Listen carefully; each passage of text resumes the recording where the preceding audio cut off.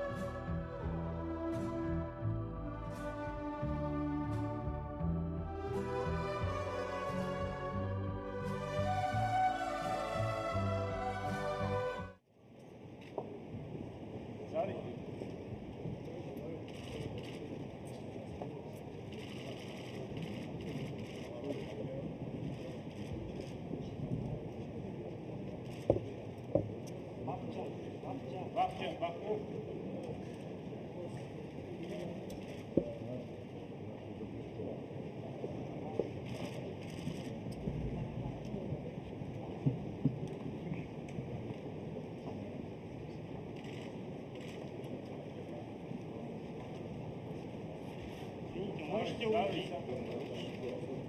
Please, please.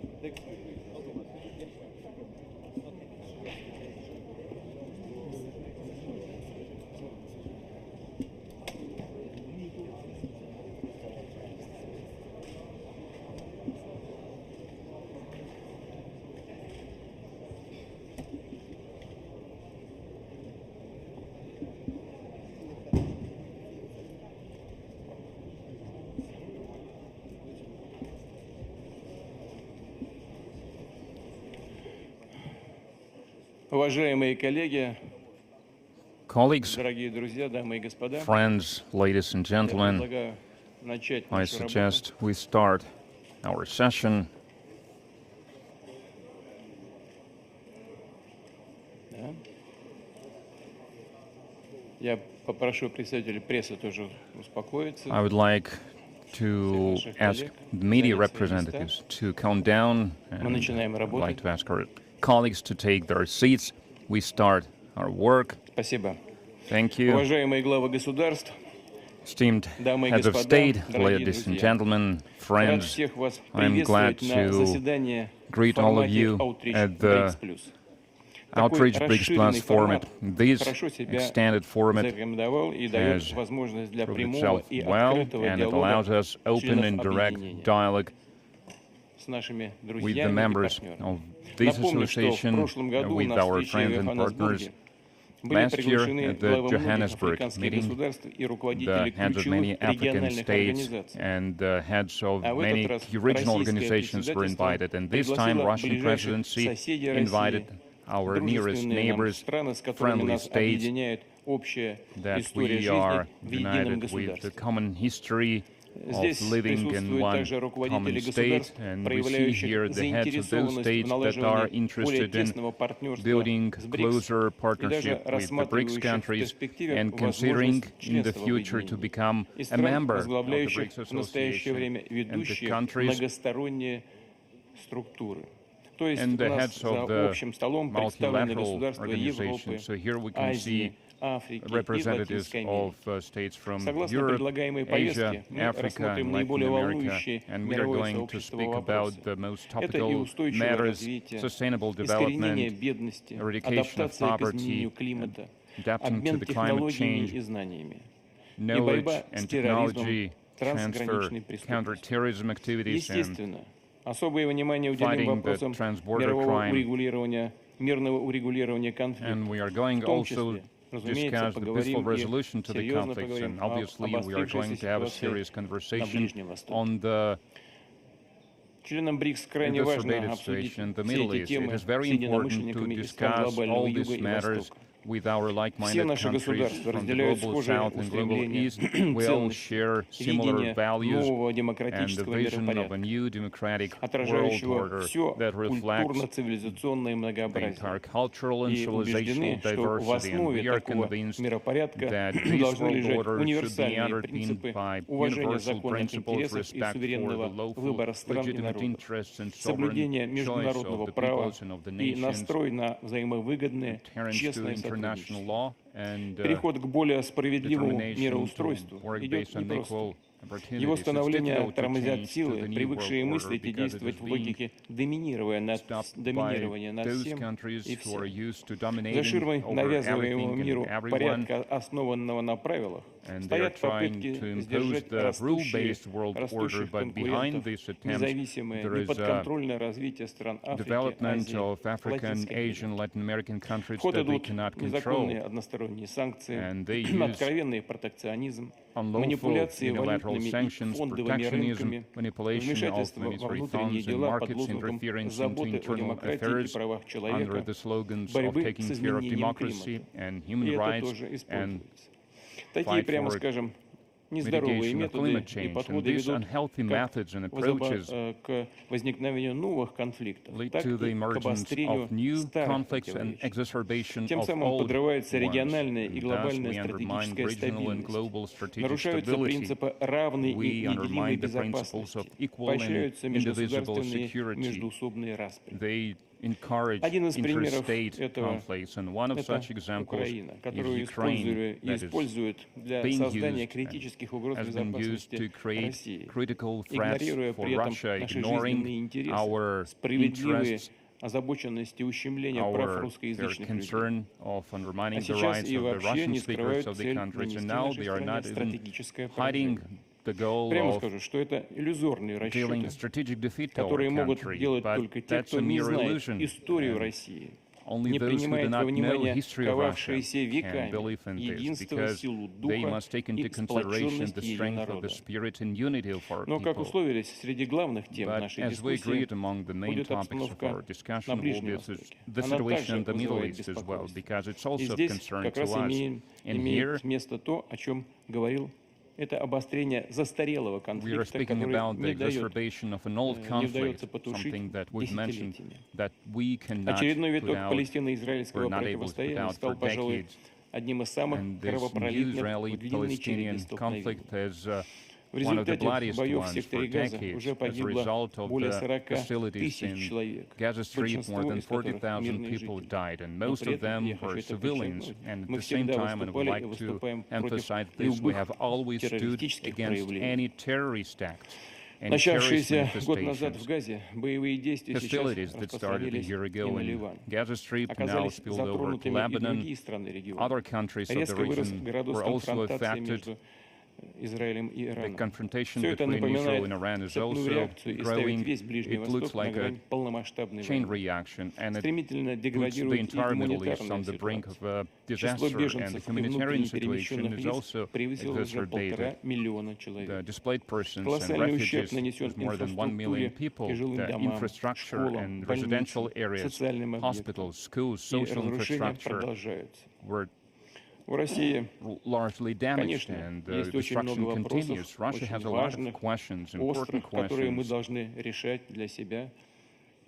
urgent questions that we must resolve, and we are doing this, and we will continue to do this, but at the same time we were always striving to make our contribution in stabilizing the situation in the Middle East. That's why, since the start of the escalation, Russia and other BRICS countries joined the efforts to settle the conflict. As you remember, we even held a video summit of our organization in November 2023.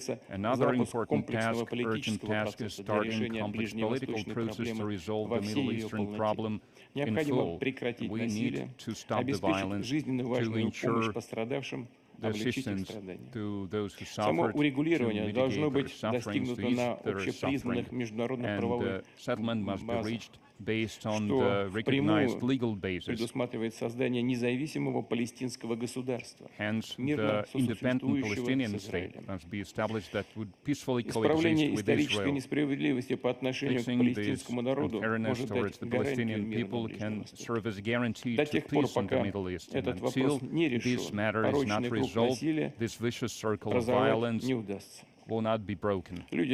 People will continue to live in the atmosphere of permanent crisis that would recur over and over again. I'd like to reiterate this, the key demand to restore peace and stability in the Palestinian territory, to the implementation of the two-state formula that was approved by the Security Council resolutions and the UN General Assembly. Speaking about the situation in general, I would like to emphasize that the states represented here have huge opportunities, resources, capabilities. They have authority globally, and they employ it to ensure global security, promoting the processes of sustainable development. Many of our countries came up with their own useful initiatives. Russia came up with the idea to form, based on an inclusive, non-discriminatory basis, of the system of equal and indivisible security in Eurasia. The idea is to ensure true stability and to create conditions for the peaceful development of all the countries and nations on the continent. And it is symbolic that our today's session is taking place on the day when we celebrate the United Nations Organization. It is on October 24th, 1945. UN Charter came into force, and its principles for almost 8 decades serves as the fundament for interstate relations and international law.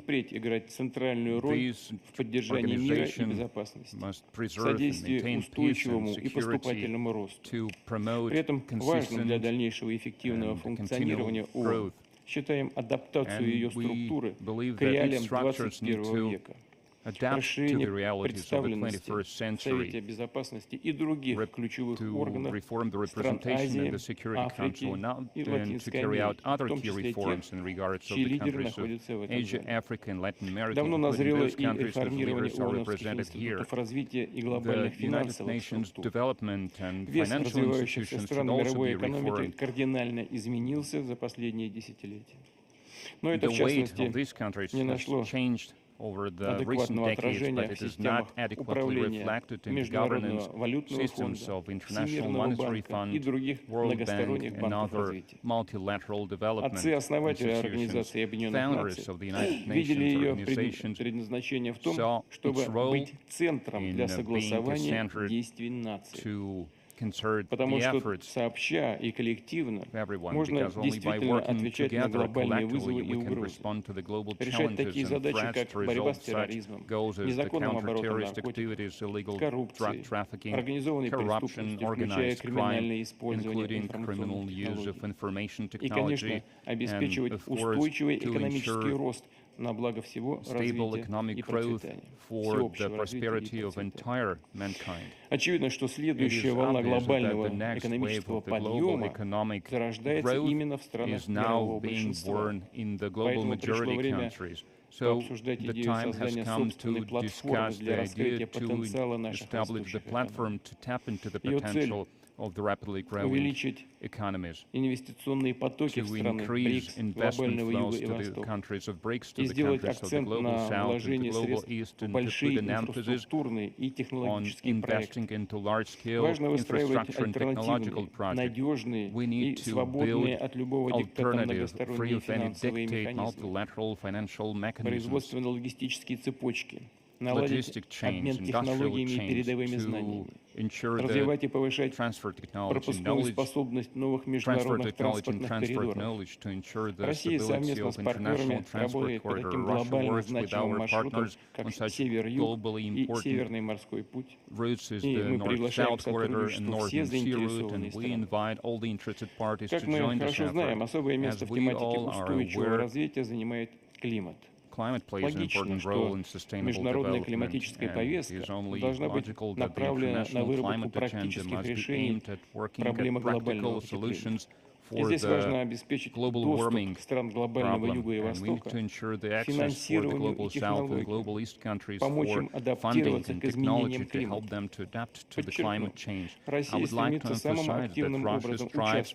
to participate in the global climate process. Our country is one of the leaders in reducing the greenhouse gases emission, and its carbon balance is one of the greatest in the world. The share of environmentally pure gas, nuclear, hydro power generation is 85% in our country. In Russia, we have more than 20% of the global forests, and by absorbing the greenhouse gases, it helps to mitigate the climate change. And Russia makes great contribution to ensuring global food and energy security. Over the last year, we exported more than 100 million tons of agricultural produce, and we have become one of the leaders on the grain supply, and we are one of the leaders among the energy exporters. Within BRICS, we have initiated the establishment of the grain trade platform, and these mechanisms will help to ensure transparent trade among the association members and other countries. And at the same time, I would like to note that Russia, as all the BRICS countries, are open to work with the global south and global east countries to promote inclusive and sustainable development with the goal to build a better world, the world where the opinions and interests of every nation will be taken into consideration, their right for sovereign development will be respected, their sovereignty would be respected, and the value of all the cultures, traditions, and religions will be recognized. I hope that today's discussion will be constructive and thorough, and will make significant contribution to resolving international and regional issues. Thank you for your attention, and it is my pleasure to give the floor to the President of the People's Republic of China, Xi Jinping.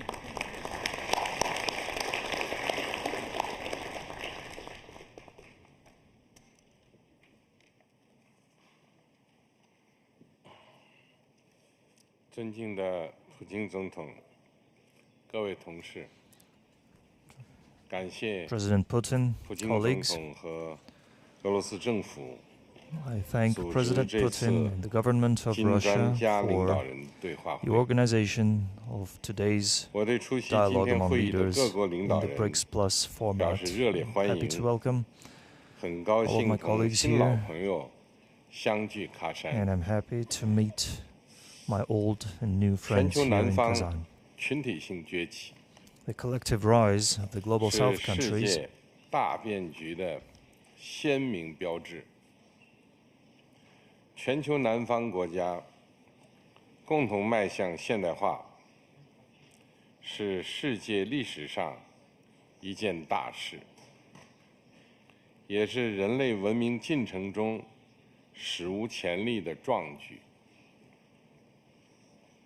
同时，世界和平和发展仍面临严峻挑战，全球南方振兴之路注定不会平坦。作为全球南方的第一方阵，我们要展现集体智慧和力量，为构建人类命运共同体挺膺担当，坚守和平，实现共同安全。我们要做维护和平的稳定力量，加强全球安全治理，探索标本兼治的热点问题解决之道。我提出全球安全倡议，得到各方的积极响应，已经在维护地区稳定等多个领域取得重要收获。中国和巴西联合发表了6点共识，会同有关全球南方国家发起了乌克兰危机和平之友小组。我们要推动局势尽快缓和，为实现政治解决铺平道路。今年7月，巴勒斯坦各派别在北京实现内部和解，迈出了实现中东和平的重要一步。我们要继续推动加沙地带comprehensive ceasefire in the Gaza Strip 重启2国方案 and revive the two-state solution. 并阻止战火 We 在 must 黎巴 stop the 嫩 flames of 蔓 war 延， from spreading in Lebanon 不能再让巴勒斯坦、 and 黎巴 end the 嫩 miserable sufferings 生灵 in 涂炭。 Palestine and Lebanon. 重振发展， We should reinvigorate 实现 development 普遍 and 繁荣。 strive for common prosperity. 全球南方 The 为 global 发 South 展 emerges 而 for 起， development 因发 and 展而 prospers 兴。 through development. 我们要做共同 We should 发 make 展的 ourselves 中 the 坚 main 力量， driving force for common development. 积极参与和引 We 领 should play an active 全球 and 经 leading 济 role 治理 in 体 the 系改 global 革， economic governance reform 推动把发 and 展 make 置于 development the 国 core 际经 of 贸议程 international 中心 economic 地 and 位。 trade agenda.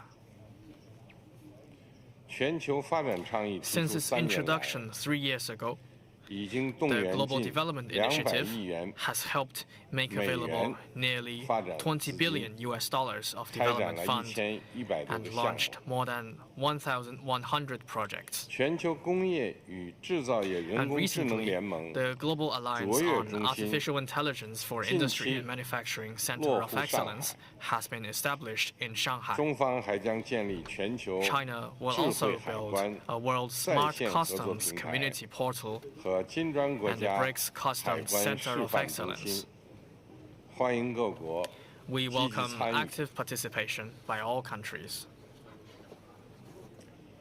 共兴文明实 We 现 should 多 promote 元和 together 谐， development of all civilizations.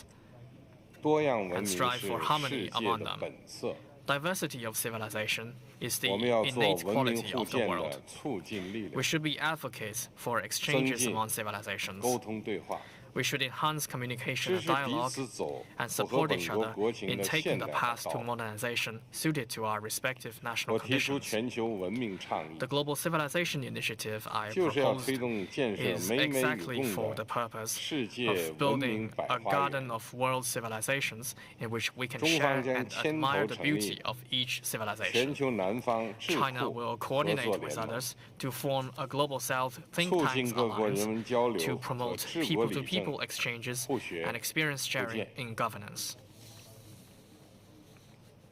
各位同事， Colleagues, 中国共产党 the third 20届 plenary 三 session 中 of the 全会 20th Central Committee 就 of the 进一步 Communist 全 Party 面 of 深化 China 改革，推 made 进中国式 strategic 现代 plans 化， for further 做出 deepening 系 reform 统 to 部署， advance Chinese modernization. 必将为世界提供 This will 更多 provide 机遇。 more opportunities for the world. 上个月， Last month, 中非合作论 we 坛北京 held 峰 in 会 Beijing a successful 成功 summit 举办， of the Forum on China-Africa 宣 Cooperation. 布了 and announced 10 partnership actions for China and Africa to jointly advance modernization. This will instill new energy for the Global South on its way toward modernization. No matter how the international landscape evolves, we in China will always keep the Global South in our hearts and maintain our roots in the Global South. We support more Global South countries in joining the cause of BRICS as full members, partner countries, or in the BRICS Plus format, so that we can combine the great strength of the Global South to build together a community with a shared future for mankind. I thank President Putin for all the preparations for the summit, and I congratulate on the successful convention of this summit. Thank you.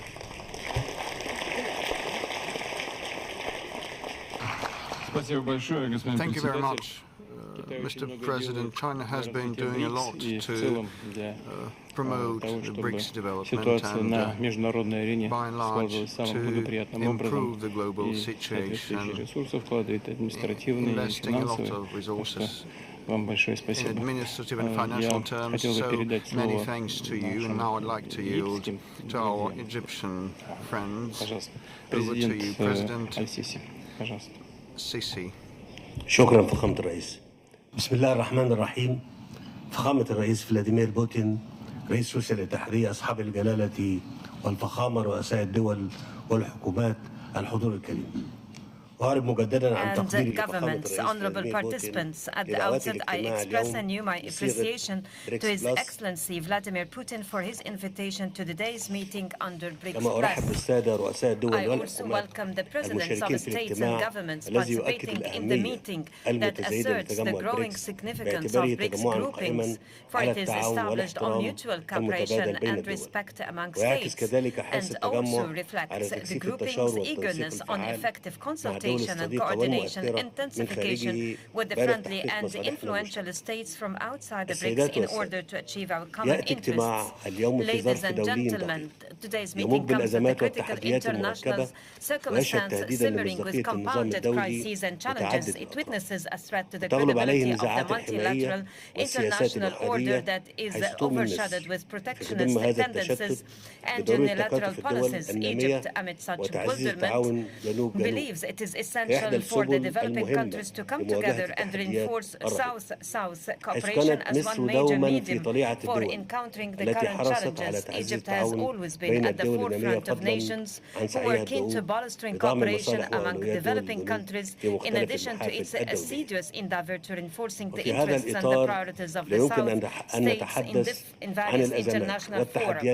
In this regard, we cannot discuss the current international crises and challenges without discussing the crisis witnessed by the Middle East region, given the continuous Israeli war for more than a year against the sons of the Palestinian people besieged in Gaza Strip, and who are surrounded by all forms of murder and intimidation, as well as the spiral aggression in the Lebanese territories, which is the greatest evidence to what have our world and the international world become today, as they are void of principles and apply double standards.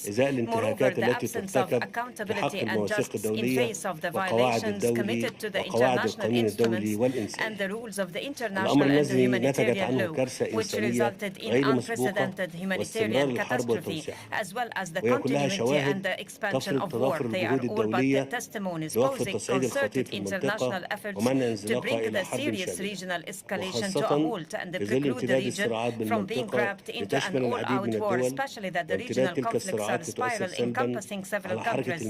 Such conflicts are extended to adversely affect the maritime traffic in Eden Gulf and the Red Sea, as well as the international trade and the stability of the global supply chain. Majesties and Excellencies, Egypt values the BRICS Plus as a platform fostering cooperation, consultation among the BRICS groupings and the South countries. In this framework, I would like to note the following points.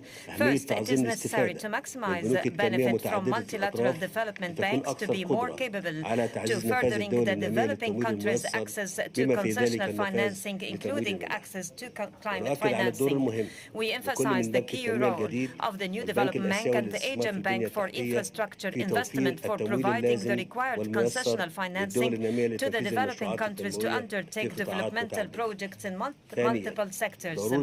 Second, it is essential to take advantage of BRICS Plus meetings to boost South-South cooperation and step up shared experiences in various fronts, further to the implementation of joint projects attaining mutual benefit.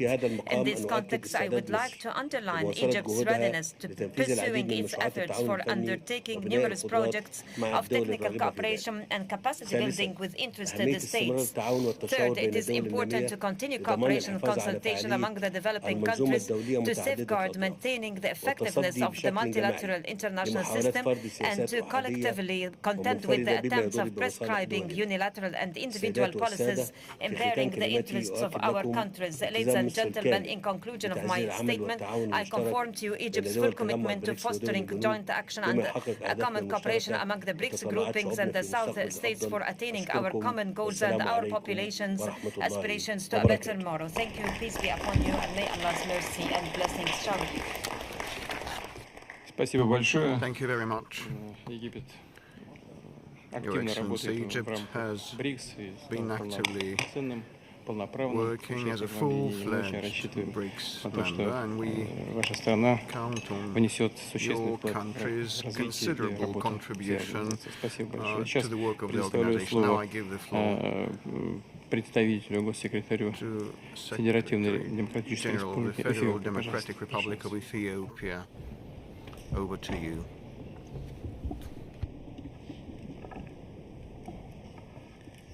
Your Excellency Vladimir Putin, President of the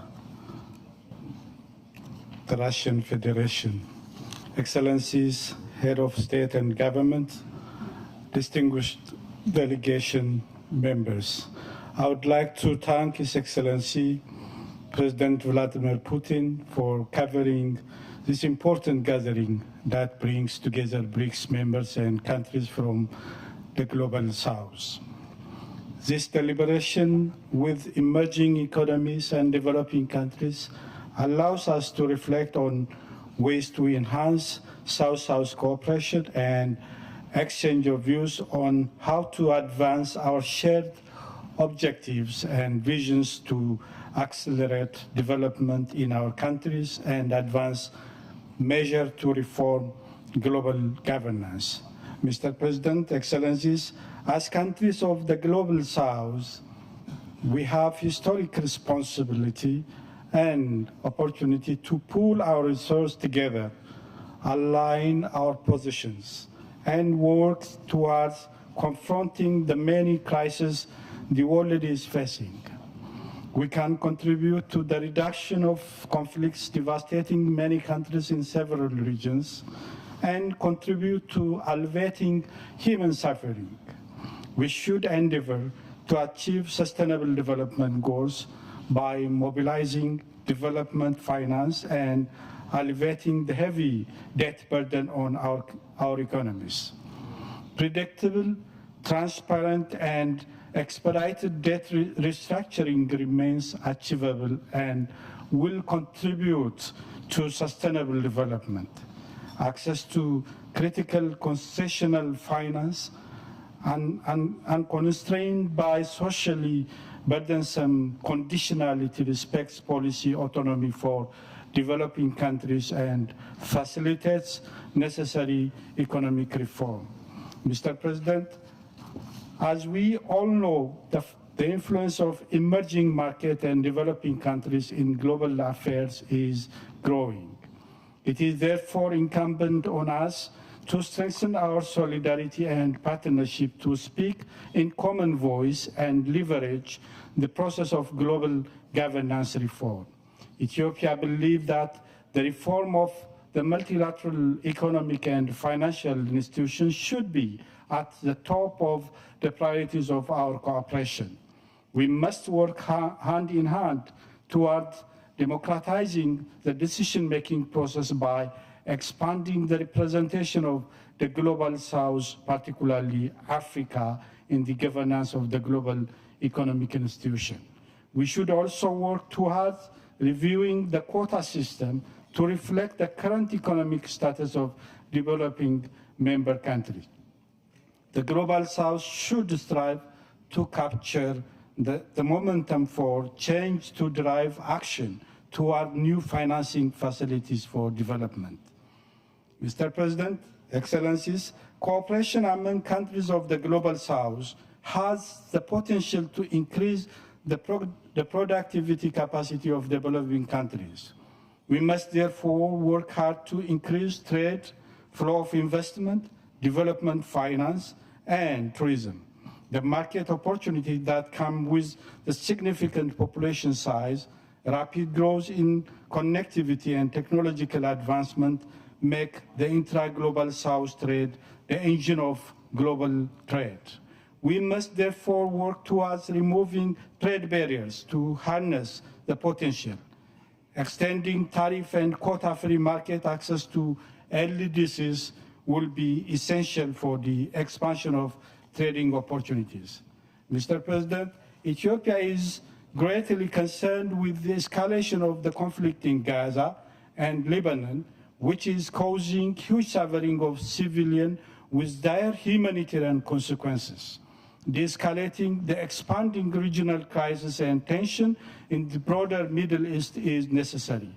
We call for immediate ceasefire and dialogue to end the conflict. In all cases, civilians must be protected. All key regional actors need to exercise utmost restraint and choose a path of dialogue and peaceful resolution of disputes. The two-state solution for Palestinian and the State of Israel coexisting peacefully in line with the relevant UN Security Council resolution provides the basis for durable peace in this region. Mr. President, in conclusion, Ethiopia believes that South-South cooperation has the potential to make meaningful contribution to addressing global challenge of maintenance of peace and security, alleviation of poverty, promoting development, and mitigating the effects of climate change. I therefore would like to reiterate my country's commitment to the consolidation of BRICS engagement with emerging markets and developing countries based on equality, solidarity, and mutual respect. I thank you, Mr. President.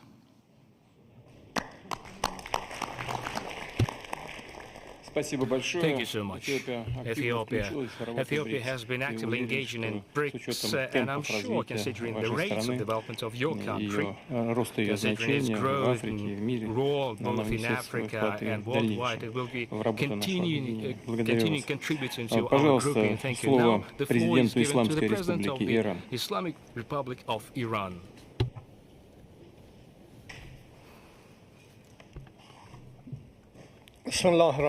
In the name of God, the Beneficent, the Merciful. Your Excellency, Mr. Vladimir Putin, distinguished leaders of the world, ladies and gentlemen, I hope that through this collaborative and interactive forum, and based on the inspiring theme of this summit, BRICS and the Global South, co-constructing a better world, we can take a significant step towards establishing a better system and fairer relations based on collective satisfaction.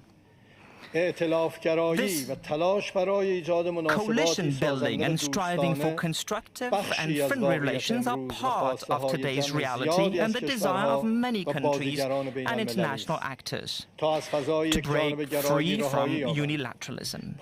The foundations of unilateral equations and a balance based on unipolar hegemony are extremely shaky and wavering.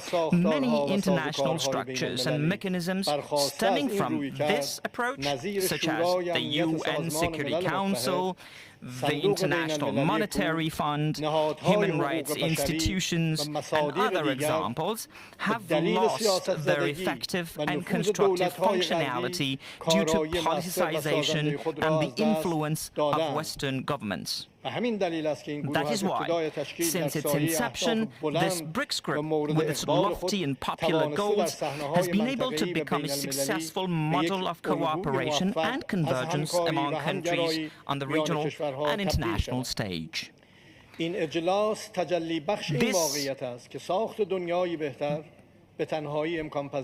summit embodies the fact that building a better world is not possible alone. In today's interconnected world, joint will and action are necessary for fundamental change that requires reforming the current system and creating a more balanced order based on justice and satisfaction. In other words, a better world would be a place where there is no trace of imposed sanctions, acts of aggression, war, conquest, or genocide, where multilateralism prevails over unilateralism, the majority over the minority, equality over discrimination, transparency over deception, democracy over authoritarianism, and dialogue over war. Over the past year, our world has faced numerous events, and many components of peace and security, particularly in the West Asian region, have been either weakened or threatened. The Zionist regime, disregarding international norms, has trampled on many of the red lines of governments around the world, and unchivalry enough has created, as ruthlessly as we can imagine, a new wave of violence and terror. The flames of war still rage hot in the Gaza Strip and Lebanese cities, and international institutions and bodies, primarily the UN Security Council, as the driving force for international peace and security, lack the necessary capacity to extinguish the fire of this crisis. Moreover, the unwavering support of Western governments, led by the United States for the Zionist regime, has made achieving peace and halting the war out of reach. The Islamic Republic of Iran believes that regional and international crises cannot be resolved without joint efforts. Therefore, within the framework of our principled policies, we have always endeavored to create smart and efficient networks of trade relations and to make every effort to strengthen international cooperation and deepen the elements of friendship among countries. This is despite the fact that, contrary to all international norms and human rights, the imposition of unilateral sanctions has challenged international norms and human rights, and many development processes have faced numerous challenges due to coercive measures and political malice, hindering the steady movement towards a secure and developed world. Therefore, BRICS and BRICS Plus must design and implement a transparent, fair, inclusive, non-discriminatory and rules-based mechanism for multilateral trade, with a special focus on the Global South and developing and least developed countries. Illegal sanctions have devastating effects on international relations. and prevent countries from accessing their financial resources, hindering their effective role in international cooperation processes, such as combating the adverse effects of climate change, global warming, environmental degradation, and providing humanitarian aid. Many countries that are members or associated with the BRICS have dynamic and developing economies. This capacity carries valuable opportunities that, with attention and efforts to create deep economic and commercial bonds, can bring abundant, ample, inclusive benefits. The use of national currencies for trade, new banking platforms, digital currencies, strengthening the new development bank and contingent reserve arrangements, and similar measures can create a better world for all. New technologies, especially artificial intelligence, will have strategic and remarkable impacts on our lives. In the near future, unilateral countries, like in the past, will impose many restrictions on developing countries' access to new technologies. To counter these limitations, we must cooperate with one another and have no choice but to invest jointly, exchange experiences, and accelerate joint cooperation. Distinguished guests, the geographical expanse of BRICS presents a unique opportunity to facilitate transcontinental connections and pursue shared interests, a process that will have a significant impact on reducing the existing developmental rift and increasing people's welfare. The future belongs to countries that play the greatest role in creating convergence and establishing a new order of institutionalized relations based on the discourse of consensus and justice. In conclusion, I would like to once again thank Mr. Vladimir Putin for the excellent hosting and holding of this important summit meeting in the beautiful city of Kazan. May God's peace and blessing be upon you all. Большое спасибо, Thank you so уважаемый much, господин президент. Mr. President. Мы очень рассчитываем на We count very much on работу в Ирана в нашем объединении. И, конечно, я сказал в своем вступительном слове, мы все очень обеспокоены развитием ситуации и в Газе, и в регионе в целом. И, конечно, рассчитываем на то, что будут использованы все возможные варианты для снижения напряженности и для недопущения and to prevent the spillover of the conflict in the region. I had a conversation with many counterparts, and it is everyone's base assumption, and we wish you successful resolution of difficult bottlenecks and processes in the region. Now the floor is given to President of the Republic of South Africa, Mr. Ramaphosa. Your Excellency President Vladimir Putin, Your Excellencies leaders of BRICS nations, Your Excellencies leaders of global and regional institutions, Your Excellency Antonio Guterres, the Secretary General of the United Nations, honorable ministers and excellencies. Allow me to begin by congratulating President Putin on chairing a very successful BRICS Summit, as well as leading us all to adopt an excellent declaration from this summit. The BRICS outreach and BRICS Plus engagements are important platforms for developing strong ties amongst countries from greater global south and emerging markets. We should use these platforms to foster meaningful engagement. We should use the BRICS platform to contribute to social, economic, cultural development of our peoples.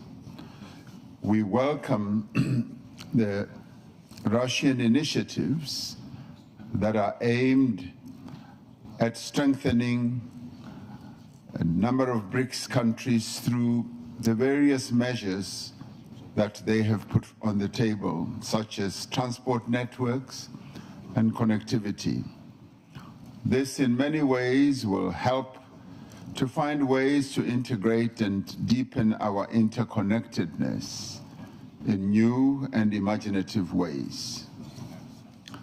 The African Continental Free Trade Area will make a huge contribution itself to unlock opportunities for trade and investment for local and global businesses. It will create a number of opportunities that will lead to an integrated and connected continent. The Single African Air Transport Market is another flagship project of the African Union Agenda 2063. This is an initiative of the African Union to create a single unified air transport market in Africa to support the continent's economic integration. For BRICS and friends of BRICS, we need to use these projects to further connect the greater global South. The promotion of greater regional connectivity and trade facilitation can only succeed in an environment of peace and stability. Excellencies, South Africa is concerned about the military action by the State of Israel against the people of Gaza, which we have characterized as genocide, is deeply concerning. This genocide led South Africa to approach the International Court of Justice with a view to stopping the killing of innocent women and children in Gaza. We do believe that the world cannot just sit by and watch the slaughter of innocent people continuing.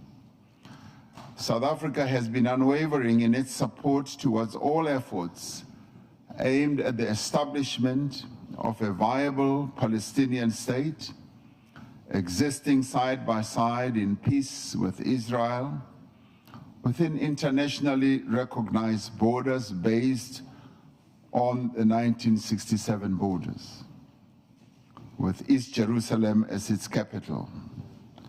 And this would be in line with all UN resolutions, international law, and internationally agreed parameters.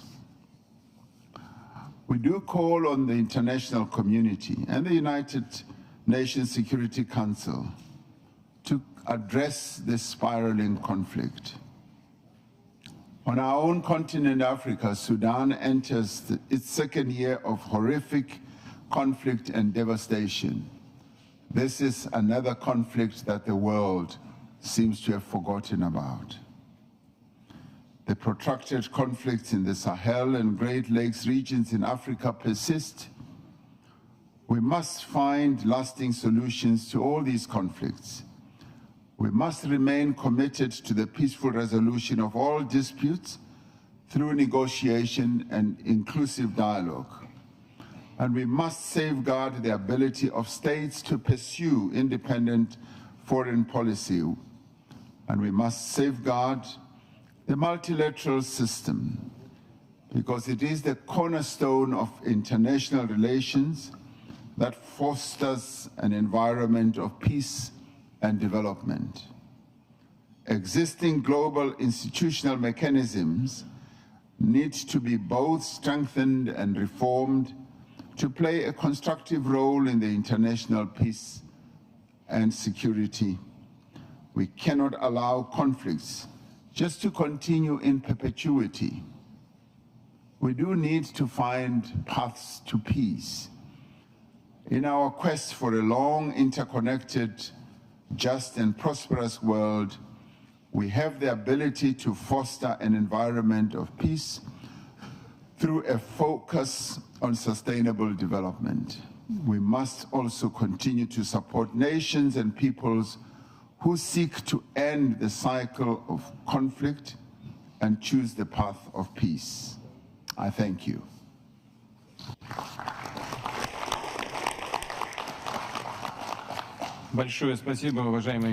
Thank you, Excellency. Thank you, Mr. President of South Africa. South Africa is making a lot for the development of our grouping in order to make sure that the situation in Africa is also developing in a positive way. And now it is my pleasure to pass on the floor to the representative of Brazil.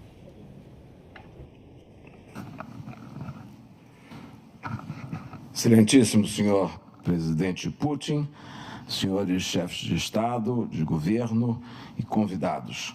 É uma honra representar o presidente Lula nesta sessão plenária da cúpula do BRICS com os países convidados. É também um prazer estar ao lado de países amigos do BRICS.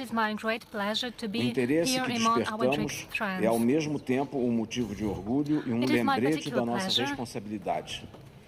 O BRICS não é uma simples sigla inventada por um economista. Por trás dessas 5 letras, há uma realidade palpável construída ao longo de décadas de esforço por um mundo mais equânime.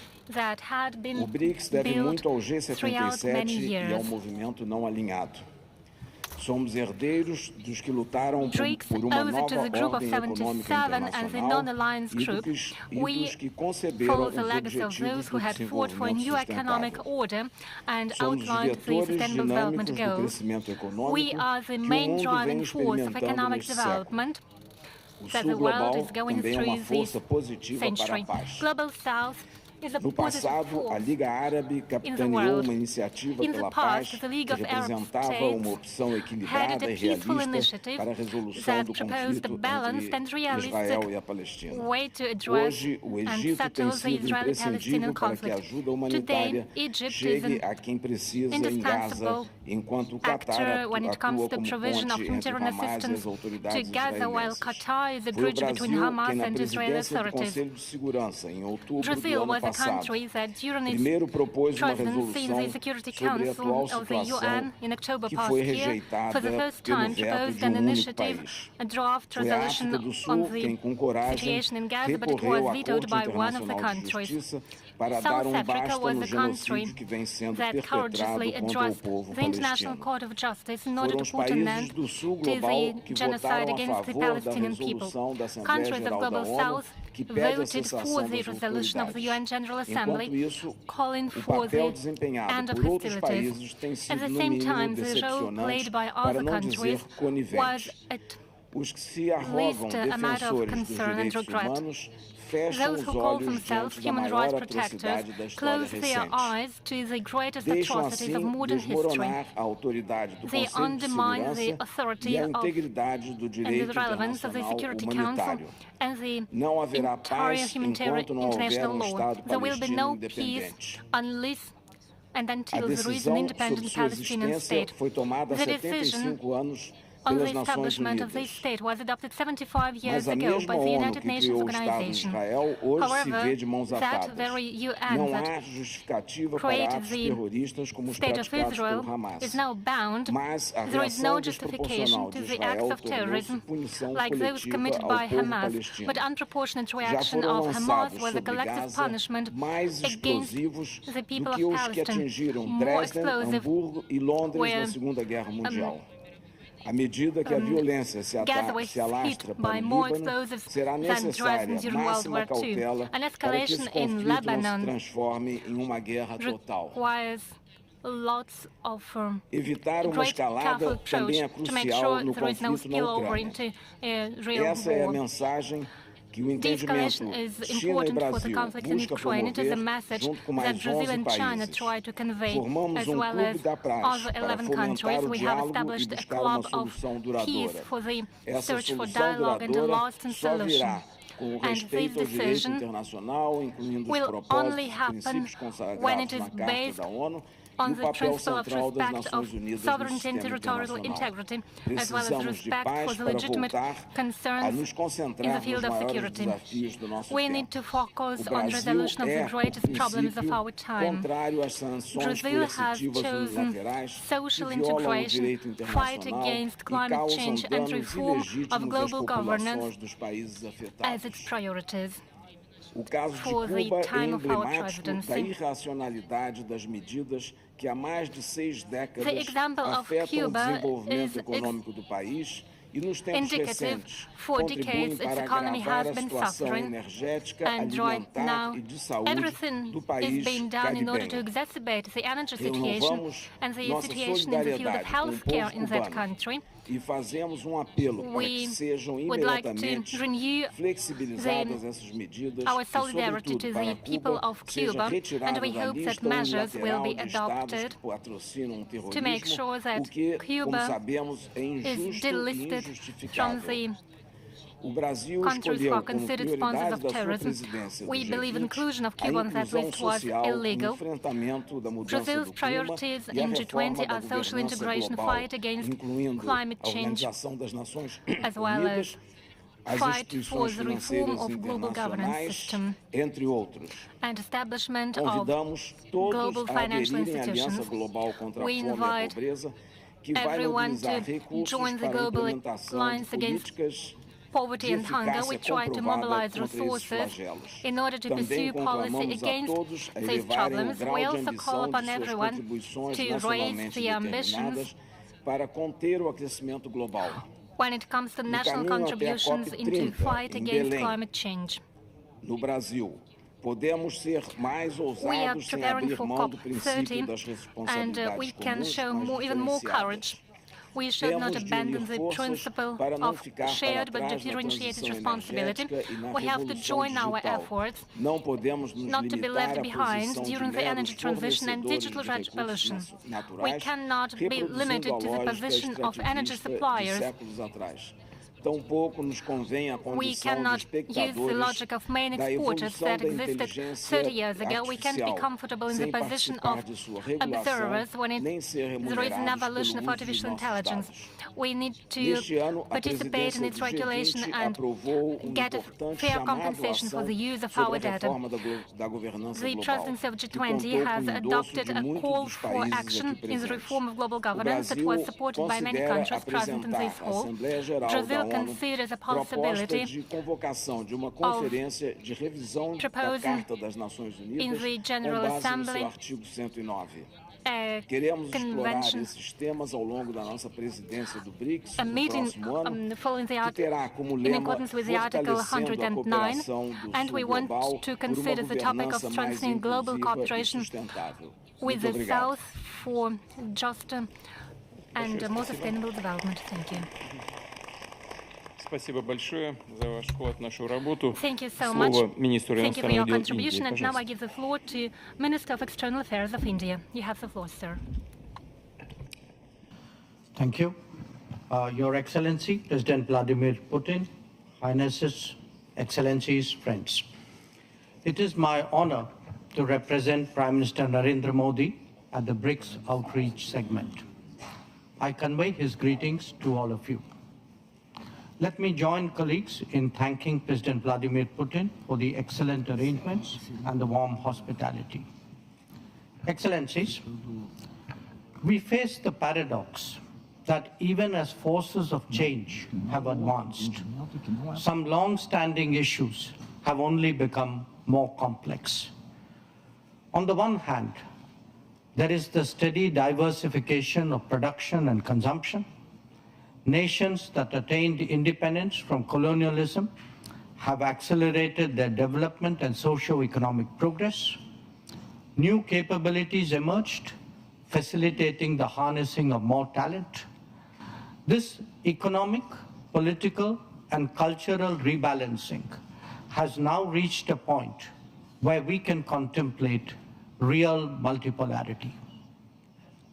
The BRICS itself is a statement of how profoundly the old order is changing. At the same time, many inequities of the past also continue. In fact, they have assumed new forms and manifestations. We see that in the access to developmental resources and modern technology and efficiencies. Let us also recognize that the benefits of globalization have been very uneven. Adding to all that, the COVID pandemic and multiple conflicts have aggravated the burdens borne by the global South. Concerns of health, food, and fuel security are particularly acute. The Summit of the Future underlined that the world is in real danger of falling significantly behind in realizing SDG targets. How do we reconcile this contradiction and ensure that the benefits of change reach those who are currently left behind? How do we create a more equitable global order? First, by strengthening and expanding platforms of an independent nature, and by widening the choices in different domains and minimizing undue reliance on those that can be leveraged. This is really where BRICS can make a difference for the global South. Second, by reforming established institutions and mechanisms, especially the UN Security Council in the permanent and the non-permanent categories. So too, the multilateral development banks, whose working procedures are just as outdated as that of the UN. India initiated an effort during its G20 presidency, and we are glad to see that Brazil is taking it forward. Third, by democratizing the global economy through creating more production hubs. The COVID experience is a sharp reminder of the need for more resilient, redundant, and shorter supply chains. For essential needs, every region legitimately aspires to create their own production capabilities. Fourth, by correcting distortions in global infrastructure that are a legacy from the colonial era. The world urgently needs more connectivity options that enhance logistics and mitigate risks. This must be a collective endeavor for common good with utmost respect for territorial integrity and sovereignty. And fifth, by sharing experiences and new initiatives. India's digital public infrastructure, its unified payment interface, the Gati Shakti infrastructure all hold a larger relevance. The International Solar Alliance, the Coalition for Disaster Resilient Infrastructure, the Global Biofuel Alliance, Mission Life, and the International Big Cat Alliance are similarly initiatives of common interest. As a first responder, be it for natural calamities, health emergencies, or economic crisis, we seek to do our fair share. Excellencies, addressing conflicts and tensions effectively is a particular need of the day. Prime Minister Modi has emphasized that this is not an era of war. Disputes and differences must be settled by dialogue and diplomacy. Agreements, once reached, must be scrupulously respected. International law should be adhered to without exception, and there should be zero tolerance for terrorism. Excellencies, the situation in the Middle East, West Asia for us, is an understandable concern. There is a widespread anxiety that the conflict would spread further in the region. Maritime trade has also been deeply affected.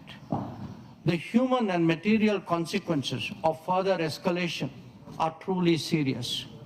Any approach has to be fair and durable, leading to a two-state solution. Excellencies, we meet in difficult circumstances. The world must be prepared to think afresh on long-standing challenges. Our gathering is a message that we are indeed prepared to do so. I thank you for your attention.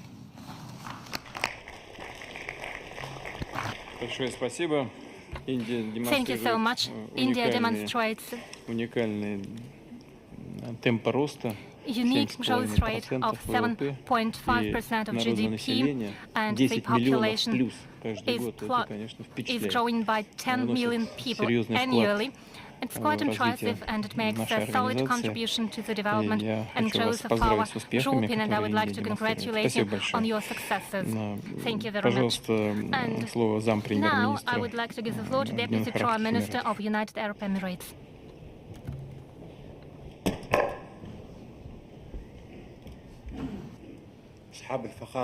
Excellencies, Majesties, Highness, ladies and gentlemen, Excellency President Vladimir Putin, the President of Federal Russia. I would like at the outset to convey the greetings of His Highness Sheikh Mohammed bin Zayed Al Nahyan, the President of the Emirates States, and I would like to extend our sincere thanks to you, Excellency President, and to the Russian chairmanship of BRICS this year. We value the efforts aiming at the enhancement of the international dialogue at a time we are in need of collective action facing the global challenges for a better world. Through the Russian chairmanship, a collective vision is embodied, reinforcing the BRICS as a platform not only for resolving solutions, but drawing a future map for a better future for the world. BRICS is not only confined to economic cooperation, rather it is a model for an existing partnership based on multilateralism. Through this platform, our states can benefit from various expertise and achieve common progress. This is the base out of which the Emirate goes forward. It has always put international cooperation at the core of its policies. My country believes that the real partnership is based on common interests and mutual respect, and not only on the limited and narrow interests. Today, we meet with the BRICS states and friends to probe a better, more and more stable world. Our world is going through unprecedented circumstances affecting all countries, regardless of the size of their economies and their geographical position. The abrupt economic, whether in terms of the abrupt economic changes, climate change, and the aggravation of conflicts and the transition in energy, we are all required to find long-lasting constructive solutions. That is the essence of our cooperation within the framework of BRICS, which is committed to the UN Charter, the international legitimacy as a basis for international cooperation and multilateral action. Attainment of international peace and security is solidly guarantee building a global forefront for encountering our common challenges, and is capable to put an end to the sufferings of the population, civilians in the flashpoints and conflict areas, and to build prosperity. On this basis, we call for a permanent and immediate ceasefire in Gaza Strip and unconditional access of aid to all civilians, and to start a new political track based on the two-state solutions, and show respect with all international legitimate decisions. Also in Lebanon, we reiterate the sustainability of supporting international efforts for de-escalation and immediate ceasefire, as well as put an end to the Israeli aggression and the humanitarian crisis. And we strongly condemn the violations to the international decisions and the UN and Security Council resolutions. Majesties and Excellencies, through our today's discussion to foster cooperation with BRICS states and fronts like trade, investment, energy transformation, food security, and food and security in general. This will enhance facing the global challenges more effectively and finds foundations for long-lasting development. UAE believes that expansion of cooperation with partnership states is an opportunity for finding innovative opportunities, opening horizons for mutual benefit. In our today's world, multilateralism is not an option, yet a necessity. Challenges encountering us, economic, environmental, social, we cannot contend with by ourselves. However, multilateralism is the base of stability and growth. UAE is ready to stands ready to go forward to enhance this approach by collaborating with friendly states. My country believes that the key role played by the emerging and developmental countries for forging the future of economy, we believe that the global South must be effective and influential partners in formulating the economic resolutions. UAE aspires through BRICS and close relationship with friends to the promotion of openness, and we believe in building further platforms and partnerships for shared knowledge and expertise that contribute to the enhancement of our future. We proceed with the expansion and promoting, fostering the positive expansion, and we are supporting such reform. Excellency President, once again, I extend my sincere thanks to you and to Russia for the warm hospitality and the good organization. I hope the outcomes of our meetings would be a significant step to the fostering cooperation among the BRICS countries. Thank you. Thank you very much. And on our part, I'd like to ask you to give the thanks and the words of gratitude to the President of the United Arab Emirates for active participation in our work. Thank you. I would now like to give the floor to the President of the African Union, to the President of the Islamic Republic of Mauritania. Please, the floor is yours.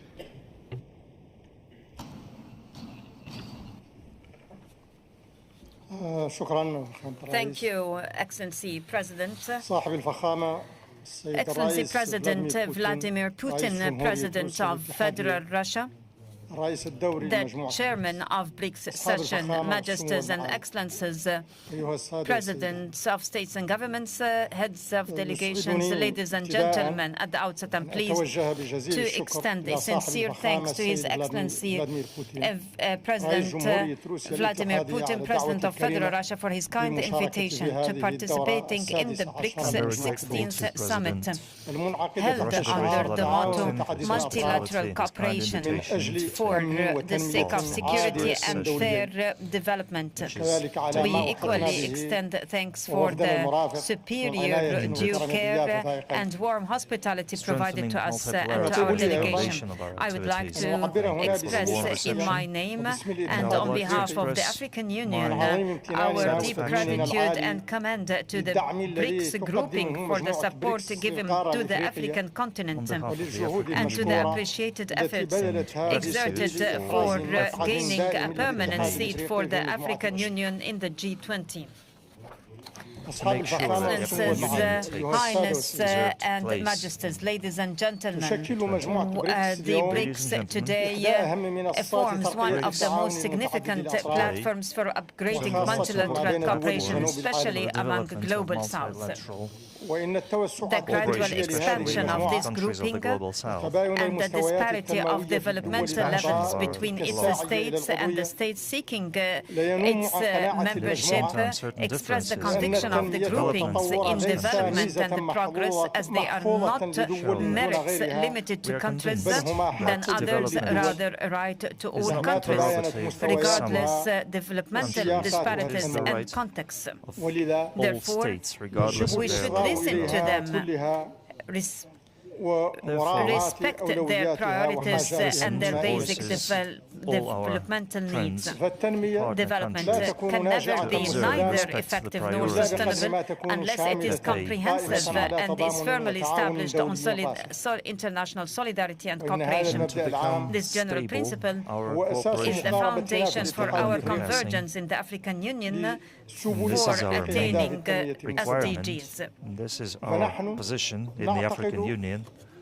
We think that stumbled and low SDGs and the existing impotence in lifting the enormous challenges in terms of security, economy, and environment encountering the world is partially due to the weakened multilateral cooperation and the imbalances of the global international financial political governance and the dramatic shortfall of solidarity of interregional, international, regional solidarity and concerted efforts. Therefore, the world today, notably our African continent, is in a dire need of a new dynamic of multilateral cooperation and international solidarity and synergy. It is critically necessary to reformulate the rules of the international financial and political governance. It is difficult to our African states to tap its huge development opportunities and liberalize its tremendous potentials in favor of development and growth, while indebtedness issue is still persistent, strongly impeding the development efforts. The development aid system proved its inability to achieving its aspired goals, in addition to the weak representation of the continent in multilateral financial institutions, which doesn't allow it to show respect to the international agenda of its urgent needs, notably related to infrastructure, reinforcing growth, technology transformation, enhancement of educational systems and new technologies. In the aggregate, a new chart for development must be put in place to be more flexible and sustainable and safeguard the countries, the least developing countries, easy access and fair access for financing customized to their priorities. Despite such revision, the reformulation of the rules of the international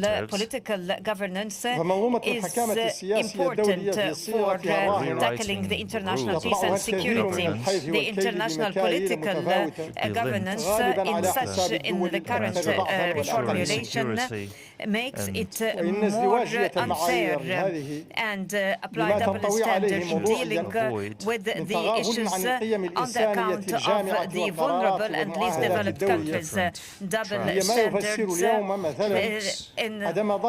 while overlooking the humanitarian values explains today to the international community the necessity for halting what we are witnessing in terms of massacres and grotesque massacres in Palestine and Lebanon, as well as the weakened international solidarity and multilateral cooperation explains parts of our impotence in the African Union to terminating terrorism, threatening our peace and security and our developmental efforts. So we have to call for a motto that requires a strict observance of the international law and humanitarian international law, translating our collective humanitarian values.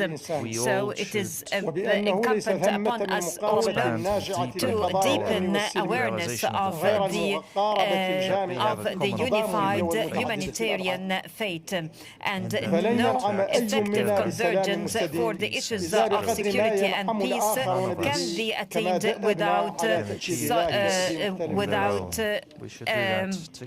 symbiosis, collective symbiosis of convergence.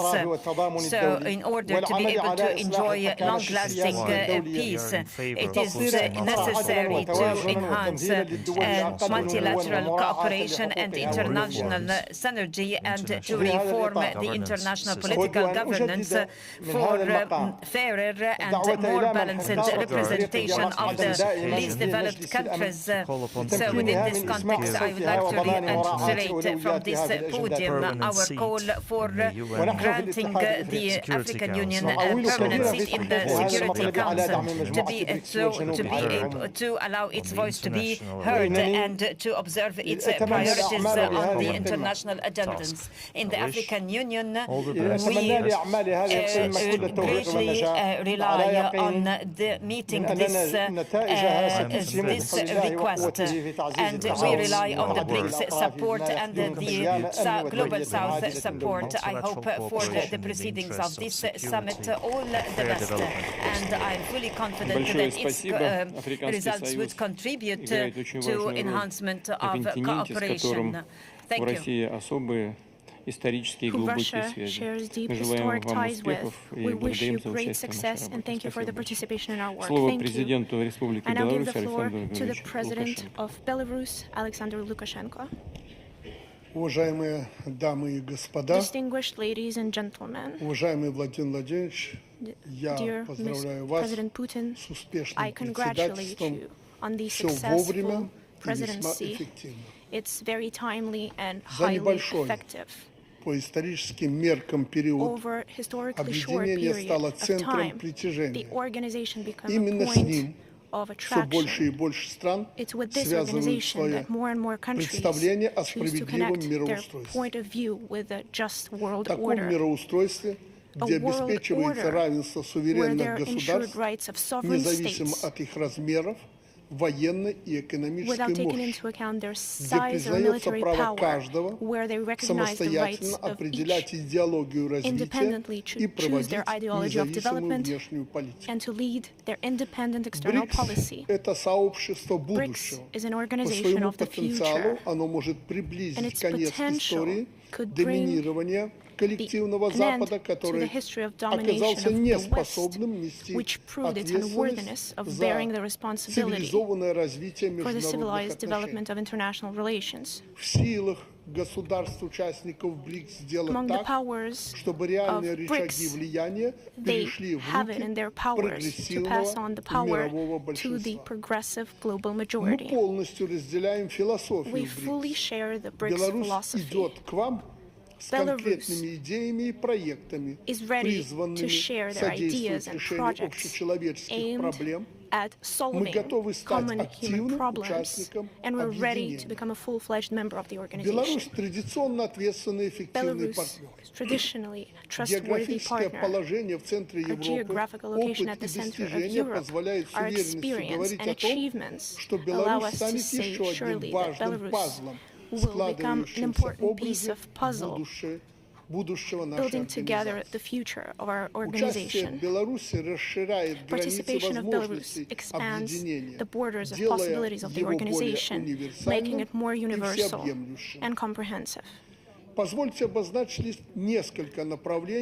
me to map out only a few areas where we could play an important role. First of all, security.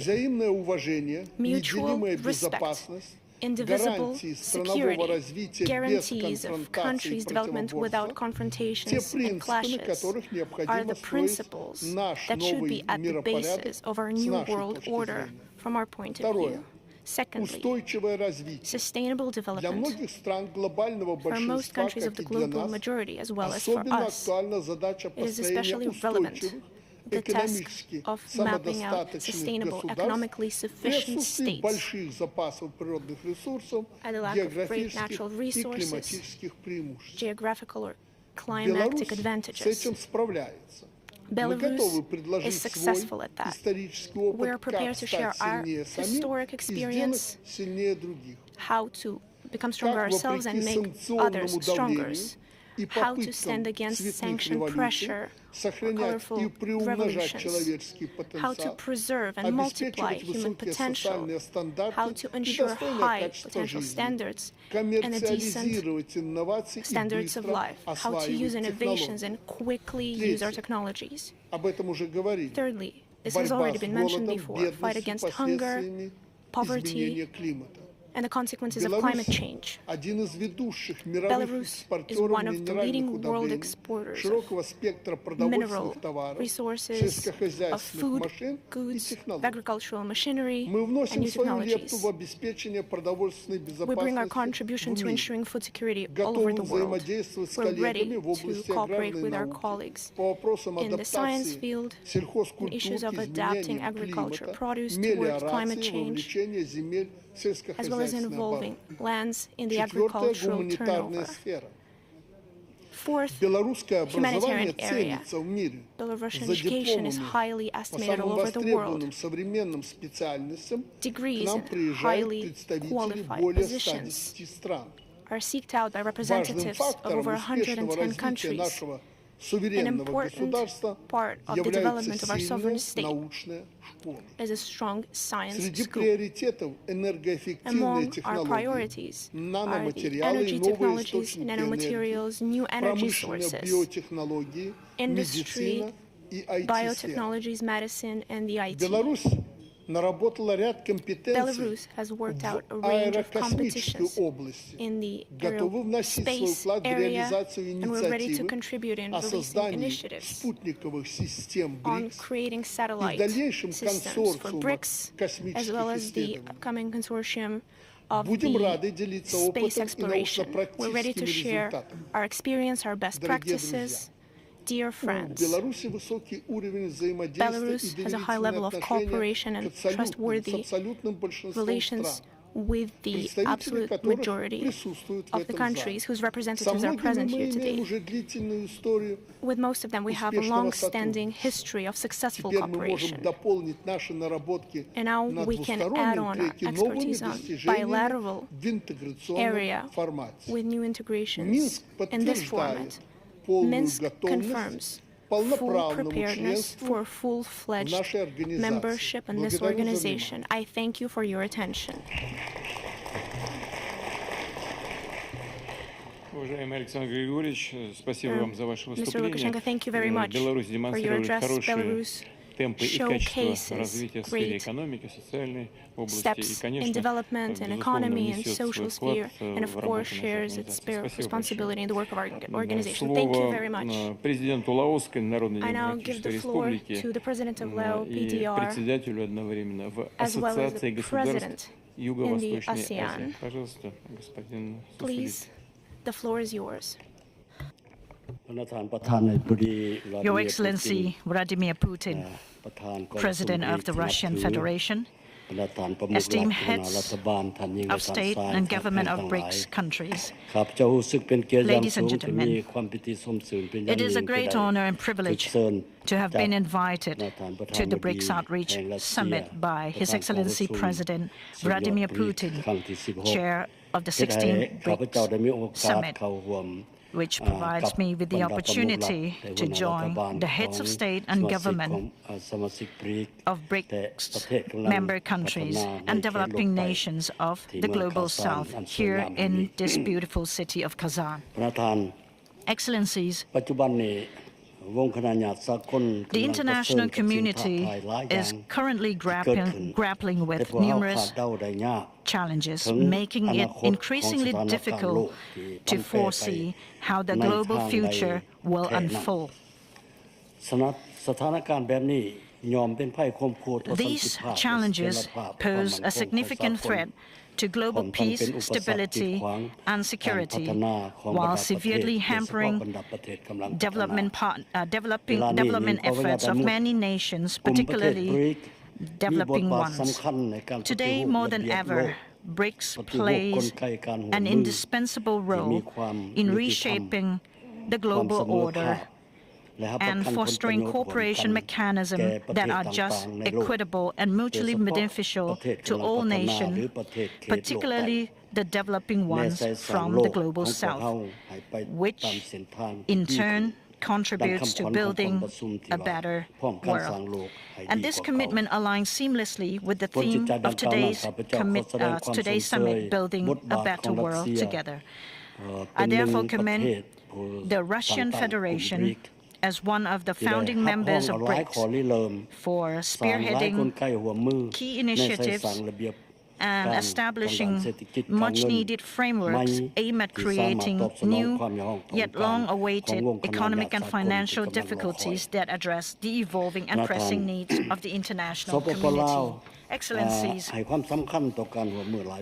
Lao PDR places great importance on multilateralism as a fundamental mechanism for promoting sustainable development, while also emphasizing the crucial role of fostering international cooperation grounded in the principle of multilateralism, which is essential for building peace, security, and equitable development.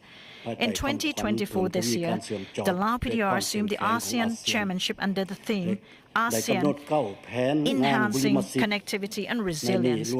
We have identified 9 key priorities, including economic integration, inclusive and sustainable growth, digital transformation, cultural cooperation, environmental and public health collaboration, and the empowerment of women and youth.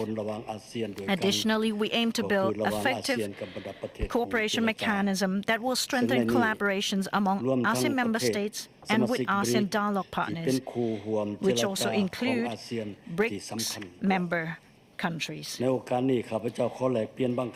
in this regard, allow me to share some of my thoughts as follows. 1. The Lao PDR views BRICS as a robust and resilient cooperation mechanism with considerable influence on the global stage.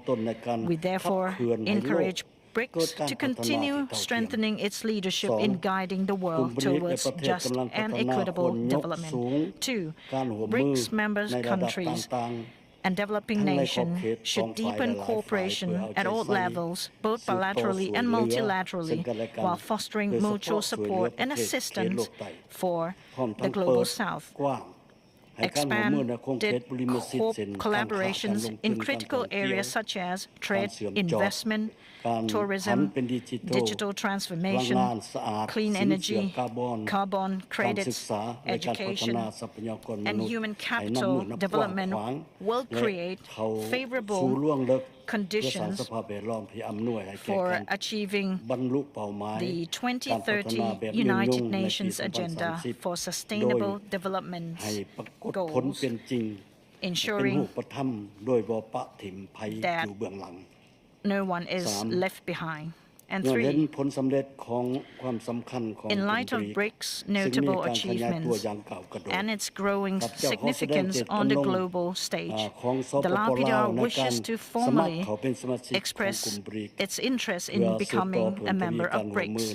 We are eager to enhance our cooperations with BRICS members across a wide range of sectors and look forward to your support in welcoming the Lao PDR as a future member of this group. In conclusion, the Lao PDR remains steadfast in its commitment to supporting and collaborating with BRICS countries and developing nations of the Global South.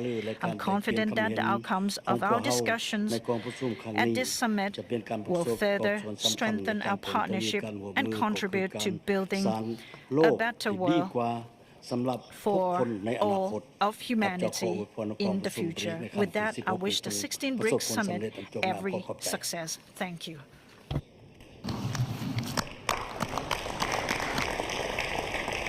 Thank you very much, Mr. President. Thank you for the participation, for active participation as a head of state and as the president of the ASEAN. Asia by and large and Southeastern Asia have been undergoing rapid development, and this is going to be a driver of our joint work and our participation and engagement in that region. I'd like to give the floor to President of Turkey, Mr. Recep Tayyip Erdogan.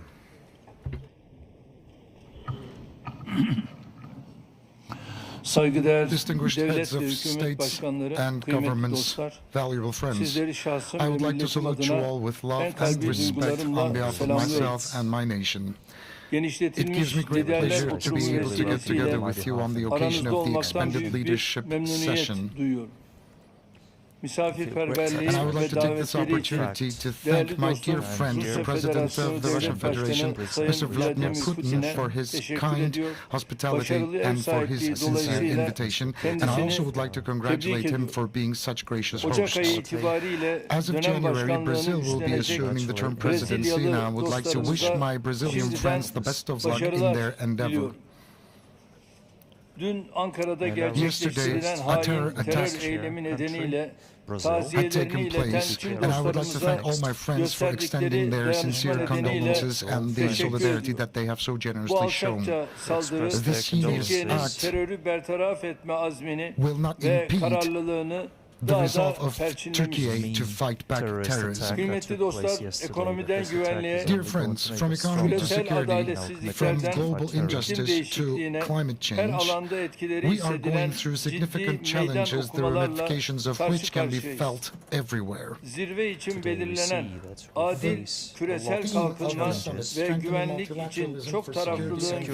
global development is very punctual and is very to the point.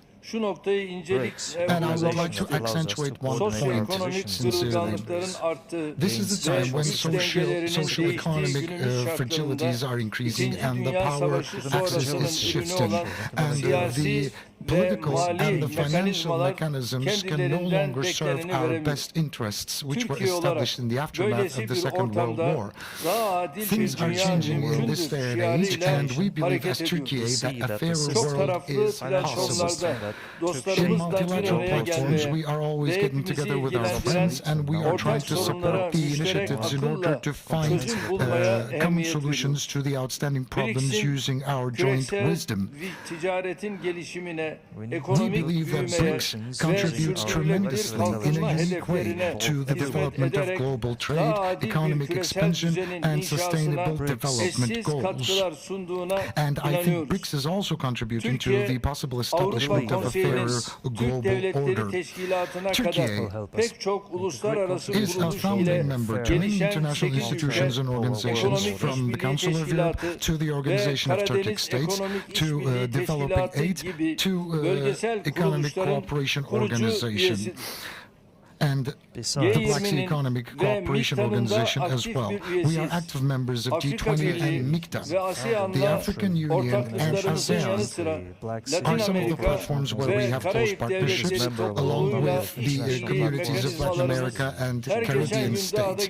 And we are investing tremendously in expanding our cooperation mechanisms every day. As Turkey, we are basing our endeavors on reciprocal respect, and we are partnering with friendly countries on a win-win scenario, and we are very much determined to further pursue our positive relations with the BRICS family members. Distinguished guests, ladies and gentlemen, global fair order and development can only be established through peace and security to be established all around the world. So long as we don't stop the bloodshed in the Middle East, we can never speak about development, nor the future, nor justice, nor development. Israel is actually setting fire on the entire region, and they have violated every boundary from international law to conscience. The Palestinian people are being massacred in Gaza, and that's a genocide. And Israel is attacking Lebanon as we speak, and they are becoming even more destructive and oppressive. This is a humanitarian crisis that we are experiencing in the midst of the 21st century, and ignoring ignoring this fact can never relieve us from our responsibilities. It's an indispensable fact that we have to go back to the borders of 1967 in Palestine, with Eastern Jerusalem as the legitimate capital of Palestine, where a Palestinian state's sovereignty and territorial integrity will be respected at the utmost extent possible, or else a just and a permanent peace will never be established. And I would like to kindly invite all the countries to start recognizing Palestine if they haven't done that. The genocide actors, Israel government,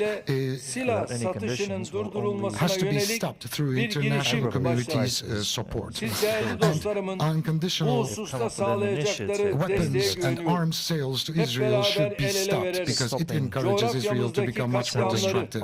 And we have started an initiative within the United Nations to stop weapons from being sold to Israel. I would like to salute you all, and I believe that you will be very supportive of our initiatives.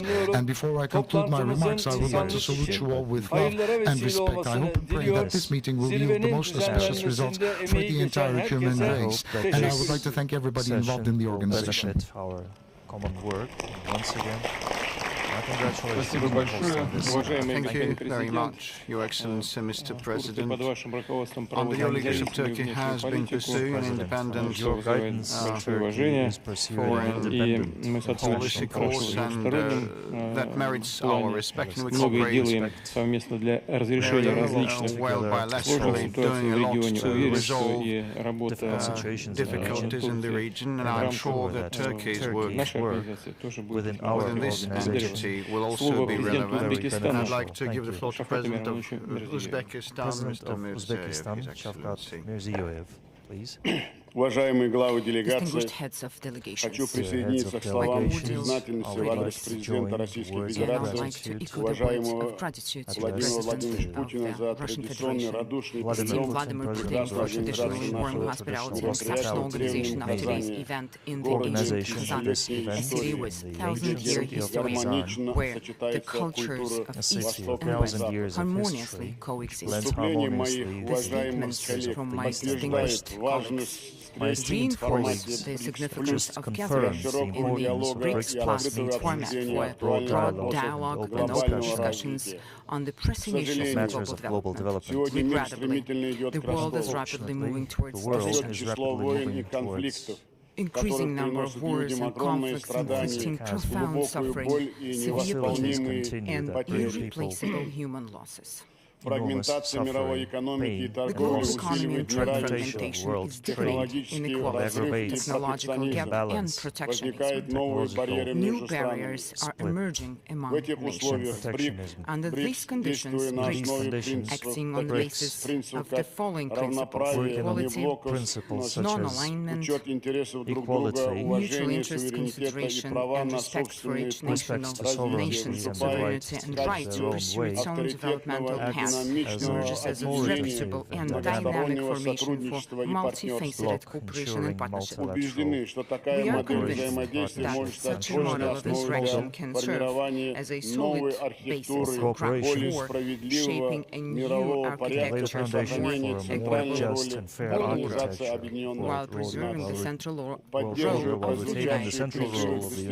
I endorse the calls for achieving global compromise through constructive dialogue, free from geopolitical rivalry, national egoism and ideological prejudice. We believe that time has come to reform the world's governing institutions and expand a committed dialogue in the South-South and North-South esteemed participants of the summit. During the productive Russian presidency, Uzbekistan actively participated in the BRICS Youth Summit, sports games, legal and parliamentary forum, a high-level security meeting, and other events. Today, we are committed to further actively enhance partnership ties with BRICS countries. We will be efficiently taking advantage of new opportunities, which are opening as part of this formation. We share the fundamental commitment of BRICS countries to develop cooperation in order to overcome the challenges of worsening global inequality and facilitate the inclusive economic recovery. This refers primarily to supporting national programs of developing countries aimed at tackling acute social and environmental challenges, reducing poverty, narrowing the technological gap and modernization of infrastructure. Multilateral financial institutions must play an important role in this regard. Uzbekistan intends to establish close collaboration with the BRICS Development Bank to implement priority investment and social projects. We're also interested to expand practical cooperation in such areas as innovation, digital economy, green development, and energy. Barrier-free e-commerce. We intend to participate in joint projects of the BRICS Research Group on artificial intelligence to prevent possible risks and develop common management standards in this area. Governance standards. We're ready to join the BRICS Competence Center under the United Nations Industrial Development Organization, which is being formed, and also as the participants of the proposed investment platform. We're particularly interested in participating in program for training specialists in the field of education, and also we intend to closely collaborate on strengthening transport connectivity, creating new transcontinental corridors, forming reliable logistics supply chain, and developing the coastal or coverage transportation. We will also focus on ensuring food and energy security, healthcare, as well as overcoming the adverse effects of climate change. We welcome the development of business contacts with BRICS. We propose to consider the possibility of including all interested countries in BRICS Business Council. Dear colleagues, so for us, the priority remains in cooperation in BRICS space are countering the threats and challenges of international terrorism. We must attach special focus, and we have to attach special focus to the prevention of radicalization and the spread of extremistic ideology, primarily among youth. Uzbekistan stands for broad cooperation, and we do share the concern regarding the escalating conflict in the Middle East. It is increasingly evolving into a potential flashpoint of global crisis involving neighboring countries and major world powers. We're heartbroken by unprecedented humanitarian catastrophes in Gaza and Lebanon. No political objectives can justify innocent civilian victims, casualties, especially children. Today, the immediate ceasefire and the delivery of emergency relief to all the victims are the paramount urgency. We believe that the only solution to the Israeli-Palestinian problem is a peaceful settlement of the conflict based on the two-state solution principle. When it comes to global and regional security, we cannot overlook the problem of Afghanistan. Our common task is not to isolate, but to help the people of Afghanistan and the de facto authorities of the country to address the pressing problems of socio-economic development, peace building, and prosperity. Distinguished participants of the summit, Uzbekistan is ready to engage in close and mutually beneficial cooperation with BRICS countries to achieve common goals of sustainable development. Thank you for your attention. Thank you very much, Your Excellency, Mr. President. Uzbekistan, under your leadership, has shown impressive pace of economic and democratic development. I'd like to also mention that the potential for further development, the room for development is huge. I'd like to thank you for attending the events of the forum in the course of the year, and thank you, and we pay a lot of attention to the situation around Palestine. So I'd like to give the floor to the President of State of Palestine, Mr. Mahmoud Abbas. Thank you.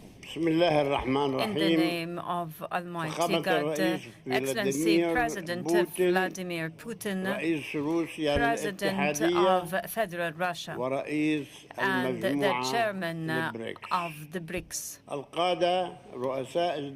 leaders, presidents of BRICS, States, ladies and gentlemen, peace be upon you. His blessings about us.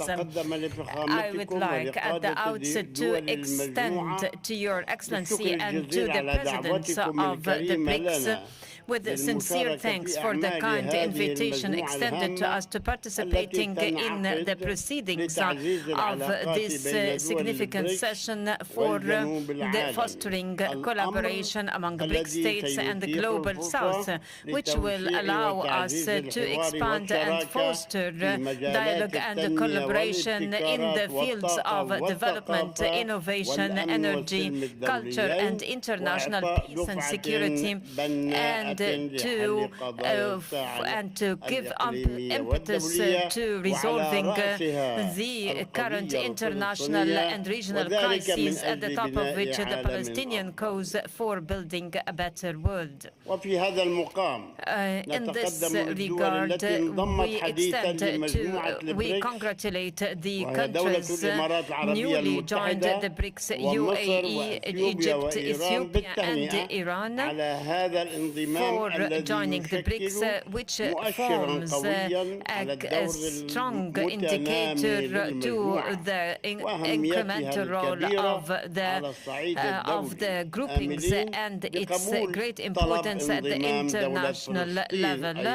We hope that you would accept Palestine's request for annexing to the grouping as soon as possible. The great development of BRICS and the growing desire of other countries to joining the BRICS reflects the urgent need for for an international world much fairer and just, given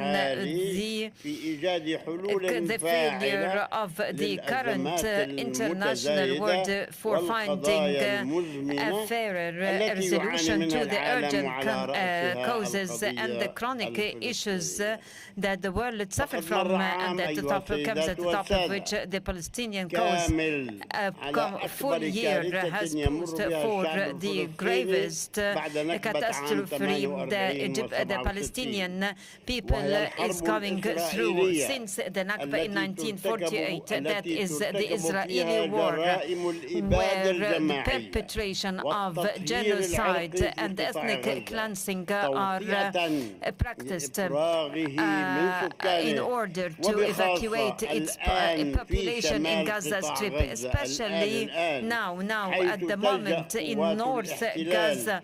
The occupation troops is turning the people into hunger, and as well as aggressions by the occupation troops, as well as the terrorist settlers against the Gaza Strip, including the West Bank and East Jerusalem,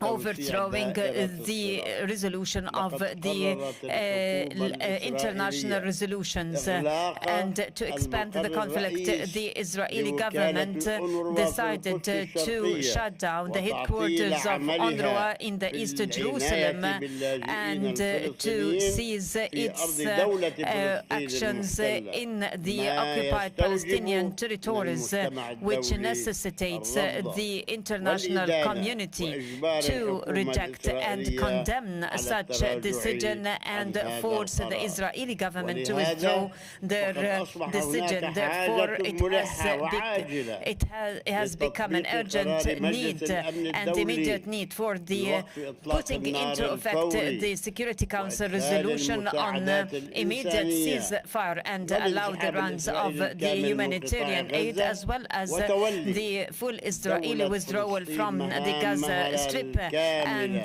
the Palestinian state would be fully incumbent for allowing the displaced to come back to their homes and start reconstruction works.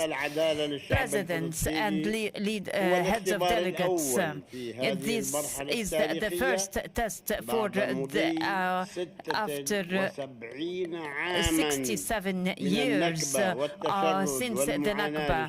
Homelessness and displacement displacement and sufferings of the Palestinian people. It is a high time for putting an end to oppression and terminating the practices of using power and force. So we invite all the international states to put into effect the resolution of the General Assembly on the ruling of the International Court of Justice to end the unlawful occupation of the Palestinian state and to have the East Jerusalem as its capital through 1 year as per the recommendation.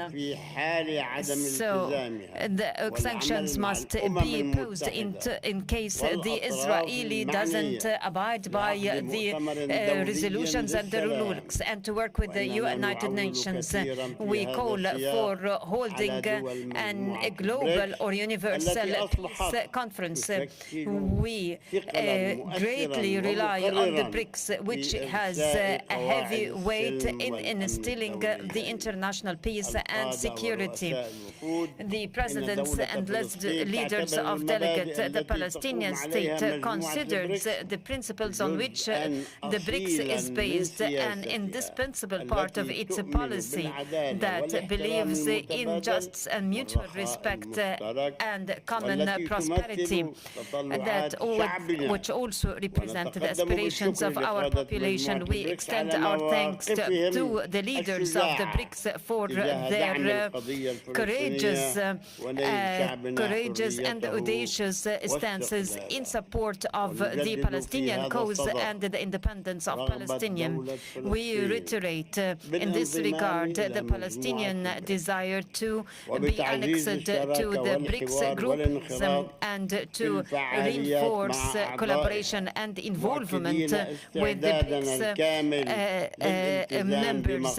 We stand ready to be committed to its goals and the activities and the practices of its groupings for the fulfillment of its activities and for the achieving a strategic partnership for a better future for humanity. Mr. President, I thank you for your statement. I wish all success to the groupings members. Thank you. Thank you so much, Mr. President. You noted the interaction between BRICS and the Global South. It is one of our priorities. As for the Palestinian developments, unfortunately, the world sees a lot of armed conflicts. At our borders, we see the same case, to our great dissatisfaction. But the humanitarian catastrophe in Gaza takes special place, and what happens there resounds with aching heart with the global community, and we should spend our effort in changing this situation, building on the creation of the Palestinian state as foreseen by relevant resolutions of the United Nations, and these resolutions are to be implemented in full. Thank you so much for taking part in our today's session. Now, the floor is given to the President of Venezuela, Mr. Maduro. Bueno, buenas tardes, Presidente Vladimir Putin, querido compañero, Your Excellency, Presidente, jefes de Estado, President Putin, jefes de delegación. Yo había traído un discurso para leer, pero de verdad que esto es un diálogo muy enriquecedor. Representatives of BRICS countries, y ha habido un conjunto de elementos de aporte que he tomado nota. En esta búsqueda permanente por construir lo que ha sido una bandera histórica de los últimos 70, 80 años de la humanidad, construir un nuevo orden internacional. Felicito, señor presidente Putin, por el carácter incluyente, convocante, unitario del liderazgo que ha ejercido Rusia para la organización de esta exitosa cumbre. President Putin, on the role played by the Russian Federation in organizing this successful summit. Venezuela has taken a minor portion in taking part in various meetings, which were over 200 activities, whose focus was to find tangible solutions to the needs of the modern world, the world that seeks to create a new world order. And this aspiration is as old as the world itself. The United Nations Organization concentrated the efforts of all nations, of all powers, and we came up with a system that gave rise to rays of hope and outlined the main principles of international law. La búsqueda de cambios nations of the lo planet recordaba followed el these canciller de Brasil. But Tuvo a grandes líderes quest for changes en la fundación del movimiento de países no alineados, que fue una gran esperanza ya a finales de los años 50, leaders who created the 60, non-alignment movement con Egipto, as far back as in Cuba, the 50s, entre 60s, los involving grandes Egypt, promotores de Indonesia, ese Cuba. momento de descolonización del They were the África, del main Asia, countries y de who búsqueda de la developed independencia y la the dignidad. decolonization El movimiento efforts de países no of alineados Asia and Africa. They jugó were un papel looking for estelar independence para su momento, of para su época. the new states. And Igualmente, the el non-aligned movement G77 surgió did contribute como parte de la necesidad de la defensa del sistema de Naciones Unidas, secretario general Antonio Guterres, y ha jugado un papel también importante. Was created to ensure global security. Surgió en un momento en donde hay un cambio de época, Mr. Antonio Guterres, hay una mudanza de la época histórica. Ha surgido una nueva época. Y han surgido nuevas superpotencias, nuevas potencias y países que modestamente, como Venezuela, o regiones como América Latina y el Caribe. Aquí está nuestra hermana Cuba, nuestra hermana Bolivia, nuestra hermana Nicaragua. Venezuela, Latin American countries, Bolivia, Nicaragua, Cuba, who are also represented here. We pero con la grandeza de nuestros sueños, but still try to make efforts to put into practice our dreams, to fulfill them, and while making sure that our right to independence, future development is respected as well. We are trying to contribute to global issues. I recall the Johannesburg Declaration, the Kazan Declaration. These documents specify economic decisions, practical global trade, in order to come up with solutions for financial needs. These are the new needs, Your Excellencies, Presidents, and we must be open discussing these. We must be loud and clear. It is everyone's understanding that these new needs need to be met. It isn't sufficient just to reform financial and currency system. Sometimes it seems that the systems can no longer be subjected to further reforming because previous colonial countries of the West are trying to impose their hegemony by using hegemonic currency systems, through monetary loan systems, through certain financial economic packages. They impose their conditions. In this regard, Venezuela welcomes and emphasizes the need for more vigorous steps in order to consolidate the activities of the new development bank of BRICS in order for the global South countries to be able to develop, in order for us to make progress in the new payment system that would replace the payment systems that are at times used as a weapon to commit aggression. Venezuela was a victim to such policy, as it is common understanding. We must create a mix of currencies that would combine the strong currencies of superpowers and being able at the same time to maintain our national currency. Every country must aspire for a solution to promote an inclusive economy of our countries, those who want to live in dignity. Additionally, there is an objective to reform the United Nations. I have had a conversation with the UN Secretary General Antonio Guterres.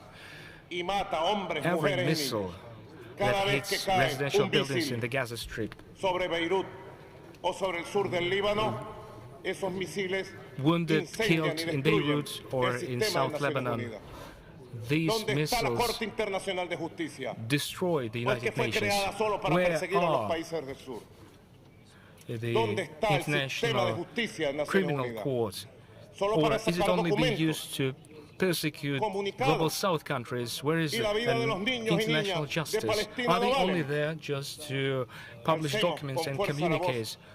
How about life of women, children in the Global South?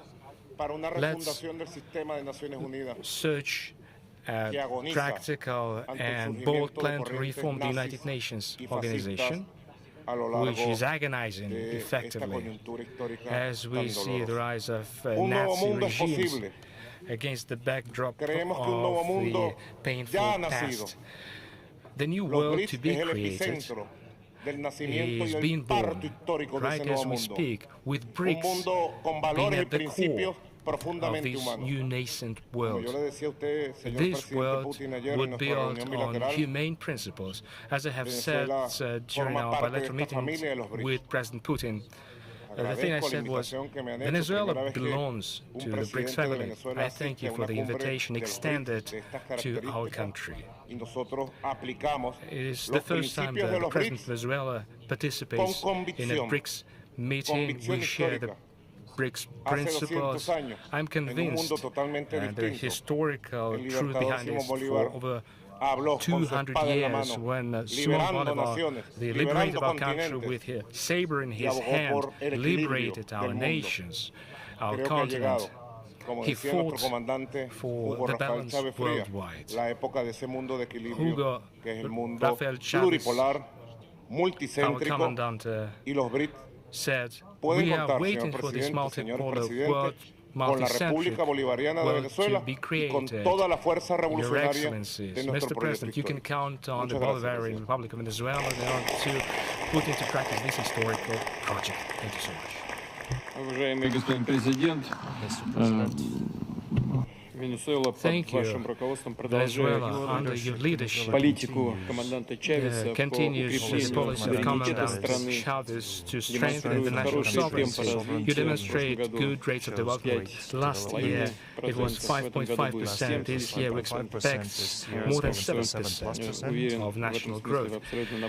I'm sure you're on the right track, and the legitimate government created under your able leadership after the election will do a lot to promote your country and promote cooperation with other countries too, within the framework and within the circuit of BRICS. Thank you so much for your speech. Now, the floor is given to the President of the Republic of Kazakhstan, distinguished heads of state, Your Excellency, Secretary General of the Nations, first and foremost, I'd like to extend my sincere appreciation and gratitude to the President of the Russian Federation, Vladimir Putin, for his invitation for the excellent setting of the BRICS Summit in Kazan, which is a unique historical city of the Eurasian continent. Now BRICS is a global center of the global practical interest is expressed by multiple countries who seek to have mutually beneficial cooperation. BRICS has a strong potential for development and brings together countries from different continents. It strengthens solidarity, it efficiently uses joint opportunities to the benefit of all participating countries. BRICS has both the resources and the experiences to build a future building on the principles of joint prosperity, mutual respect and partnership. To Kazakhstan, Kazakhstan. Kazakhstan attaches a lot of importance to the fact that with every BRICS member state we have truly friendly relations. I haven't a single doubt that the multilateral efforts of BRICS will contribute to the activities of the United Nations, which still represents an irreplaceable entity, being universal to the principles of diplomacy and dialogue as enshrined in the United Nations Charter. Form the core of the BRICS agenda. It promotes peaceful settlement of conflict and strengthening the strategic stability. We highly appreciate the concept of Russia to come up with equal and indivisible security in Eurasia in order to reduce geopolitical tensions through strengthening mutual trust and cooperation. Kazakhstan supports the initiative of China, the Global Security Initiative, which seeks to maintain global stability, protect sovereignty, and to use multilateral avenues and to peacefully settle conflicts. Kazakhstan generally supports China and Brazil's peace plan on Ukraine. Our country shares the concerns of participant countries of BRICS by the exacerbation in the Middle East, which resulted in multiple casualties and the humanitarian catastrophe. Our joint resolution of the root causes of the conflict, such as poverty, inequality, lack of education, are to address this is, in our opinion, the key factor to strengthen international political solidarity. Kazakhstan supports the idea to reform the United Nations Security Council, to extend it by inviting new members from Africa, Latin America, and Asia. The voices of the Global South countries are to be loud in addressing the issues of peace and security, and BRICS can play a pivotal role in this process while strengthening the representation of the so-called medium powers and developing economies in the global governance structure. Kazakhstan considers BRICS as one of the driving forces of the overall progress worldwide. We note with satisfaction the dynamic growth of the trade between Kazakhstan and the grouping countries. In 2023, it was almost 50% of our foreign trade balance. We seek to extend mutually beneficial cooperation in such areas as trade, investment, IT, technologies, critical minerals, food security, education, and tourism. Kazakhstan is ready for close cooperation in order to strengthen the transit and transport cooperation in the BRICS area. Our country attributes particular importance to further development of the initiative entitled One Belt, One Road and South-North International Transport Corridor, as well as its links to the Trans-Caspian transport route connecting Asia and Europe through Kazakhstan, through the Caspian Sea. It is a possibility to give additional impetus to foreign trade in the long run. Kazakhstan seeks to form lasting partnership relations within BRICS Plus format with a view to strengthening the energy security. We are interested in promoting the existing and in launching future-oriented prospects when it comes to oil and gas processing as well as critical metals. We should use the vast BRICS potential for overcoming the challenges related to climate change, such as extreme global warming and desertation. We are convinced that our BRICS efforts will make it possible to enhance the connectivity between North and South, eliminate imbalances between our countries, strengthen international security, and put in place conditions for a global process. Once again, I would like to assure you that Kazakhstan firmly intends to work jointly in the BRICS format in order to strengthen multilateral cooperation in the interest of a sustainable and secure development of states. I'm confident the BRICS Summit in Kazan will go down in history as an important milestone on our path to a better and juster world. I thank you for your attention. Thank you so much, Excellency, Mr. President. You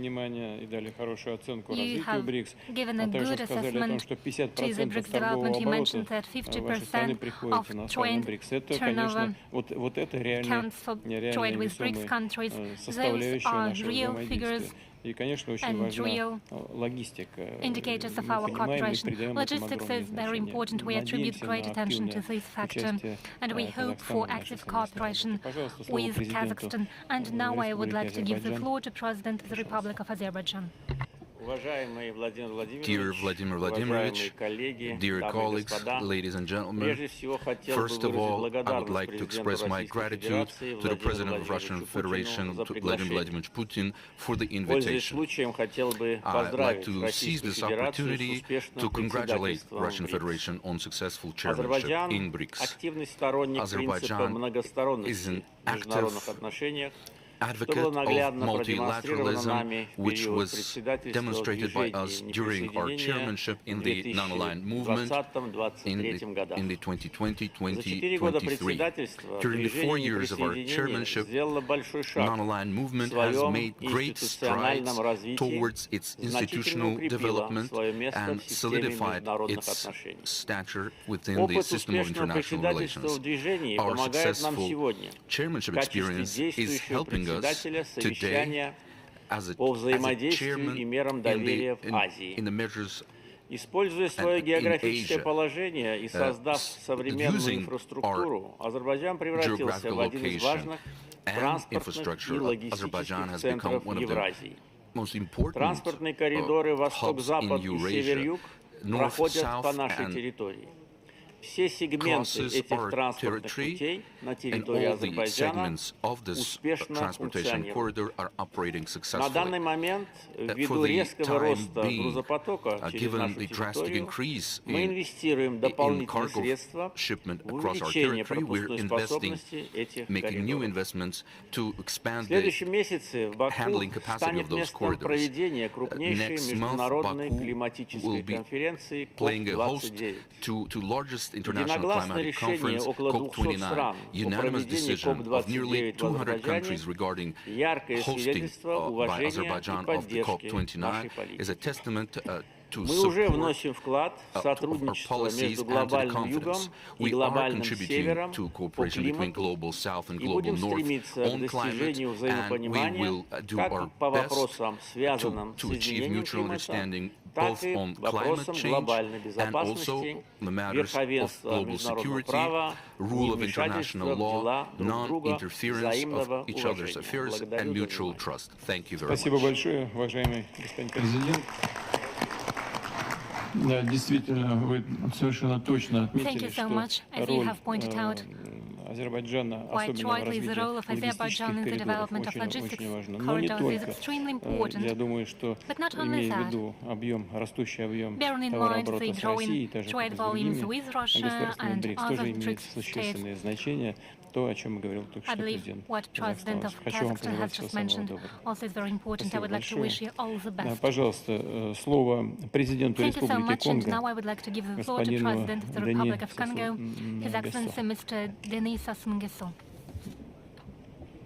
Monsieur Vladimir Poutine, président de la Fédération de Russie, Your Excellency Vladimir Putin, President of the Russian Federation and acting chair of Mesdames et BRICS Messieurs les chefs d'État et de gouvernement, distingués invités, Mesdames, Messieurs, distinguished participants of the summit, je voudrais remercier Son Excellence I would like Monsieur to Vladimir express my Poutine, gratitude président to de la His Fédération de Excellency Russie, Vladimir Putin, qui a bien President of the voulu Russian nous Federation, convier à ce 16e who has gathered sommet des all of BRICS. us on the occasion of the Je 16th salue BRICS Summit. également les chefs d'État et de I would also gouvernement like to welcome présents à cette heads of rencontre state and de haut government niveau present at these sur high-level des questions meetings essentielles qui touchent that is à dedicated to l'économie the key mondiale issues et à related to l'avenir global des peuples. economy and the Je future remercie of les the autorités de peoples. la Fédération de Russie pour l'accueil I thank the authorities combien of the Russian chaleureux Federation qui nous a for été their réservé à warm moi-même welcome extended et à ma délégation. to me and my delegation. J'adresse mes vives félicitations pour l'organisation I would like remarquable to de sincerely cet congratulate important you on événement. superb arrangements. BRICS hier, BRICS Yesterday, Plus aujourd'hui. we there was a Cette BRICS évolution du meeting, now groupe BRICS d'États Plus meeting is ici taking réunis place. témoigne The de enlargement l'engouement de nos pays pour of BRICS un and Sud the number of today's de participants plus en plus global, is prônant testimony to a l'avènement greater d'un nouvel interest on the ordre part of Global South. international plus juste, Our plus collaboration would solidaire, contribute to plus a prospère. just, more prosperous Le devoir world impérieux order. pour nos The main goal nations for du us, Sud est the d'unir countries nos of the efforts South, afin de créer des mécanismes to financiers alternatifs pool our efforts in order qui to régulent avec create plus de alternative financial justice instruments l'économie mondiale which would au bénéfice des regulate global intérêts economies in légitimes a de nos just way États. based on legitimate Ici, interests of our countries.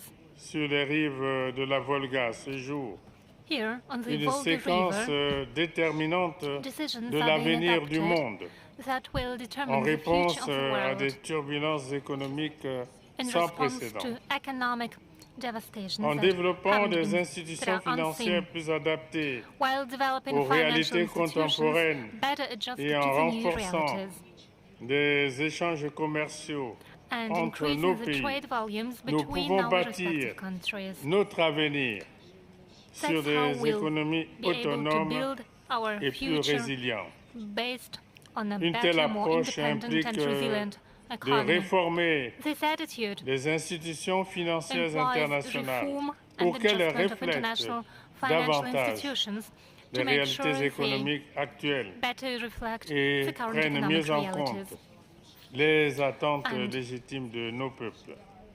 Take into Mon consideration pays, the legitimate la République du aspirations of our Congo, peoples. My country, partage the Republic of pleinement les Congo, aspirations des BRICS fully Plus, shares the notamment en aspirations termes of de BRICS paix Plus dans countries, le monde, particularly when it de comes to progrès peace on the pour planet, tous et de general multilatéralisme constructif.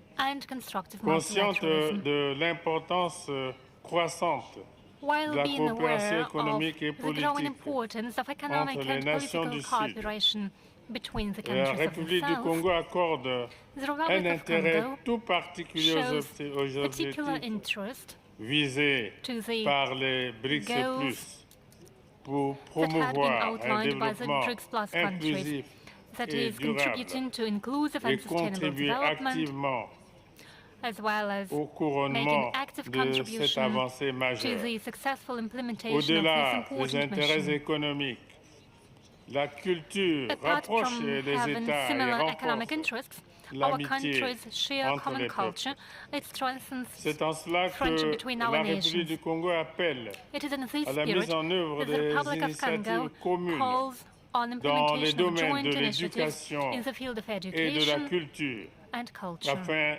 de promouvoir un dialogue This would enrich the interculturel intercultural enrichissant. dialogue.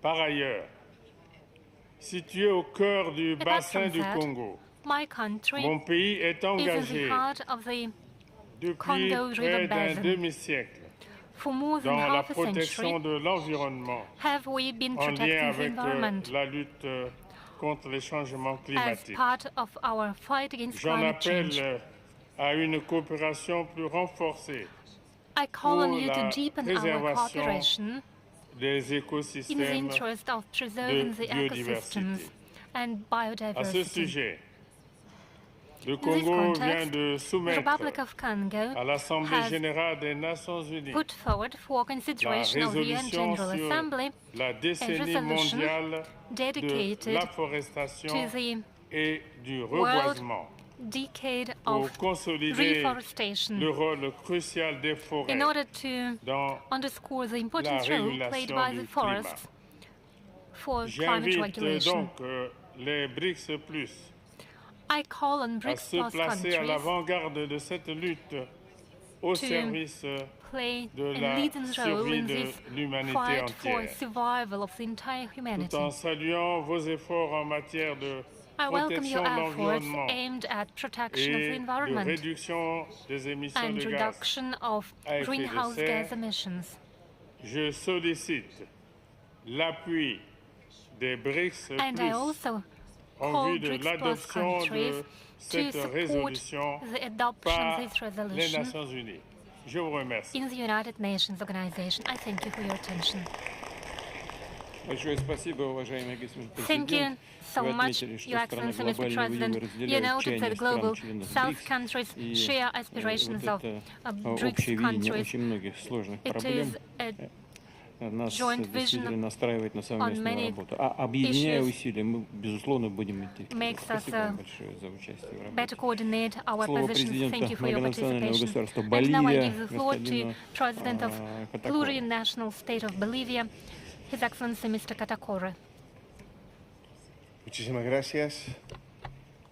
Muy buenas tardes. Thank you so much. Todos saludamos a nuestro hermano presidente de la It is my Federación pleasure Rusa, to welcome all Vladimir participants, Putin, and particularly quiero agradecer our nuevamente por la President of the Russian invitación Federation, que en el ejercicio de Vladimir la Putin. presidencia pro Thank you for your tempore del invitation. bloque de países BRICS hizo partícipe a nuestro Estado You are plurinacional currently de holding Bolivia the chair en esta in the cumbre. BRICS.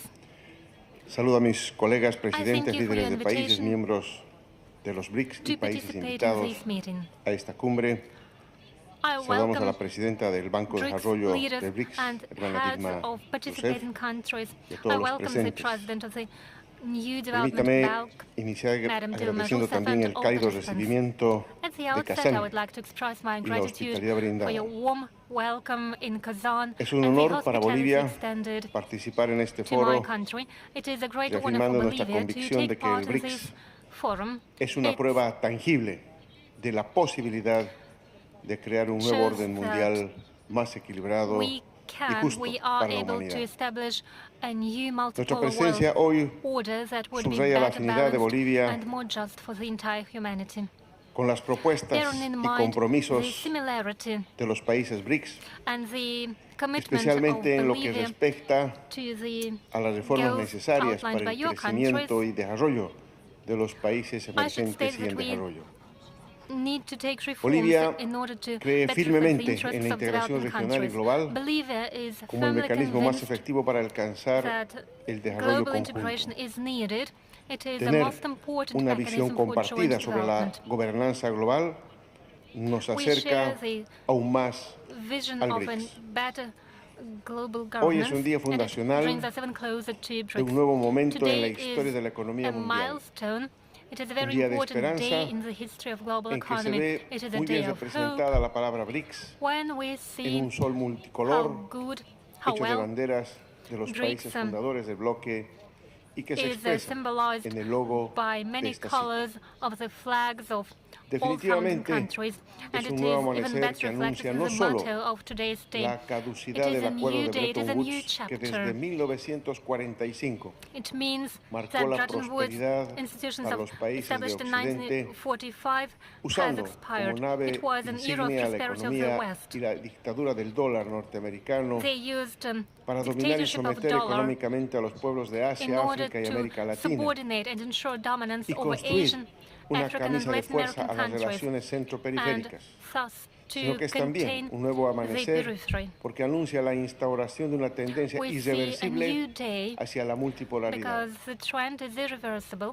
Todo tiene su It tiempo is a bajo el path sol, dice un to proverbio que multilateralism. expresa la sabiduría de los pueblos, que además representa a culturas milenarias mancilladas por el horror de la guerra, la destrucción y el hambre de su gente, sin respeto alguno por los tesoros en las artes que poseen, ni de sus bellos entornos naturales, a veces convertidos en páramos, por solo la ambición del control y la explotación de los recursos naturales estratégicos.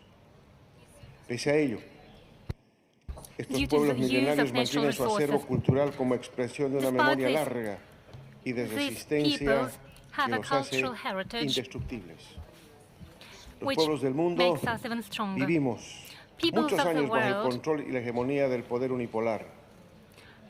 Después de fracasado el intento de construir un modelo guiado por el bipolarismo, hoy, con potencia histórica incontenible, el multipolarismo emerge y se posiciona sobre las relaciones políticas y económicas planetarias, pues la situación del planeta Tierra ha llegado a límites de poner en peligro la sobrevivencia del ser humano y la madre Tierra, debido a una irracional carrera armamentista y concentración de las riquezas en pocas manos, en la que cotidianamente se producen más y más armas estratégicas para mantener dominio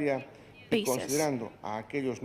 All demands have to be taken equally and have to take into account all the por el fortalecimiento del pillars nuevo of Banco de power. We Desarrollo, support una the reinforcement of the institución new para Bank of financiar Development, proyectos a países en which is a desarrollo key como structure Bolivia for y para financing lograr un the futuro projects of más developing próspero countries y such as equitativo. Bolivia Los desafíos in order globales to achieve a y fairer la crisis world. multidimensional del Global capitalismo threats and a los challenges que hoy nos of enfrentamos capitalism that we're demandan de la facing fuerza today mancomunada require the y unification solidaria of de forces la and mayoría de los solidarity países que hoy of the representan majority el sur of world global. countries who Estamos represent the seguros global south today. Que a través del potencial de We are nuestros países en convinced desarrollo that thanks to y the con el potential of apoyo our del bloque countries, BRICS podemos and with the impulsar support la of BRICS transformación de la countries, economía y la gobernanza we will mundial manage to stimulate the para transformation fortalecer of el economy and despliegue de global un desarrollo government in order conjunto to y de beneficio mutuo reinforce the establishment of mutually beneficial en los grandes development avances de la ciencia y la tecnología, based on la conectividad great digital achievements y las energías in renovables. technology, science,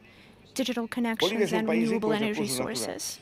Somos la primera reserva Bolivia is a mundial de country litio. rich in mineral Poseemos sources, natural importantes reservas de resources. gas natural, We're the first in supplying minerales lithium. We tradicionales have y natural tierras gas, raras.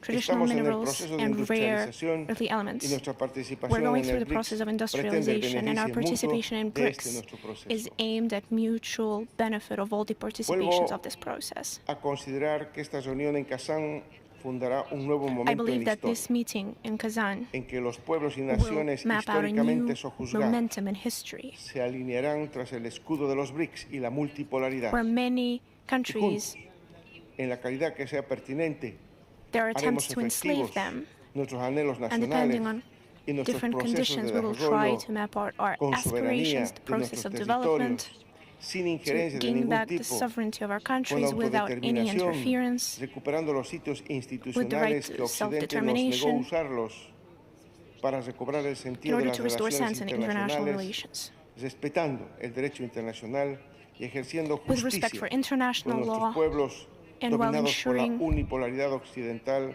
y la tiranía del dólar equality estadounidense. for our nations Que las decisiones y subjugated los to the resultados de esta tyranny cumbre and dollar.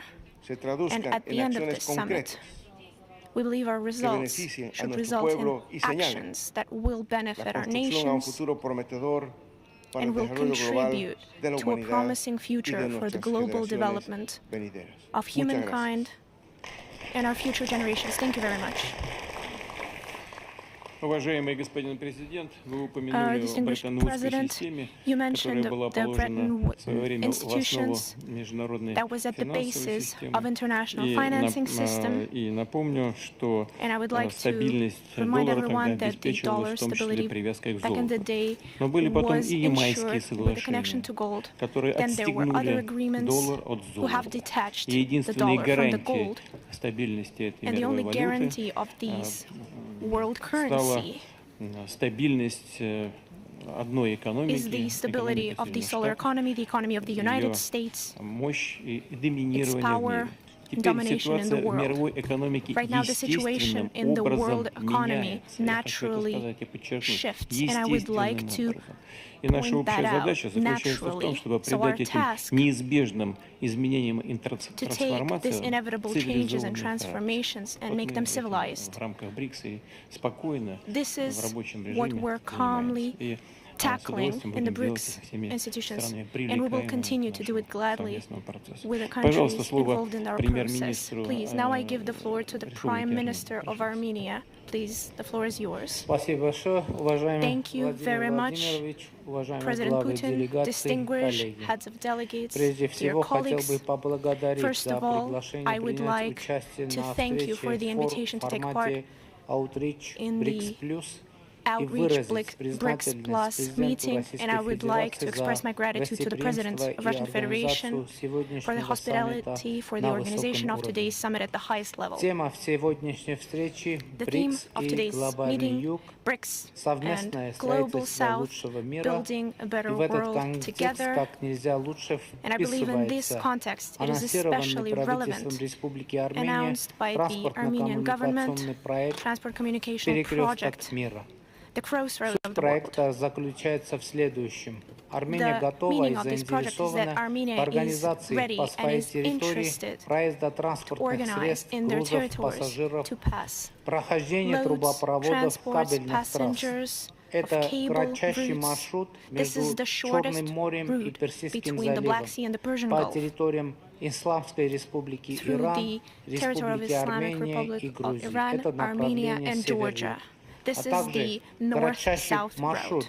This is as well the shortest route between the Caspian and the Marble Sea, through the Azerbaijan, through Armenia and Turkey. This is the direction east-west.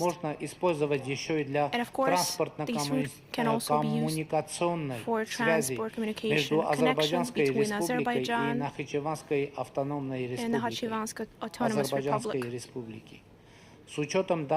Taking into consideration this approach, we have proposed to Azerbaijan mechanisms of facilitated procedures of transborder control, as well as ensuring additional security measures, taking into account legal base and with full respect for sovereignty of both states. I would like to once again emphasize that Armenia is capable of providing and will fully provide the secure transition of carriages of transports and of people through our territory. This is our desire, this is our obligation. We will guarantee and we will continue to guarantee it at all times. All claims that Armenia supposedly has agreed that a third party will ensure the security of communications on its sovereign territory, or perhaps it's in some document is not real. Dear heads of states and delegations, yesterday the Armenian parliament ratified a document on joint action of Commission on demilitarizing the border and the transnational security between Armenia and Azerbaijan, as well as the State Commission of delimitation of the state border between Azerbaijan and Armenia. After the aforementioned document comes into power in both countries, we can facilitate the process of demilitation between Azerbaijan and Armenia based on the principles of the Almaty Declaration of 1999. I would like to point out separately that the decisions of the Constitutional Court of Armenia on these documents fully took off any concerns of the supposed presence in the Armenian constitution of territorial claims towards neighboring countries. We would like to state that these interpretations are baseless and illegitimate.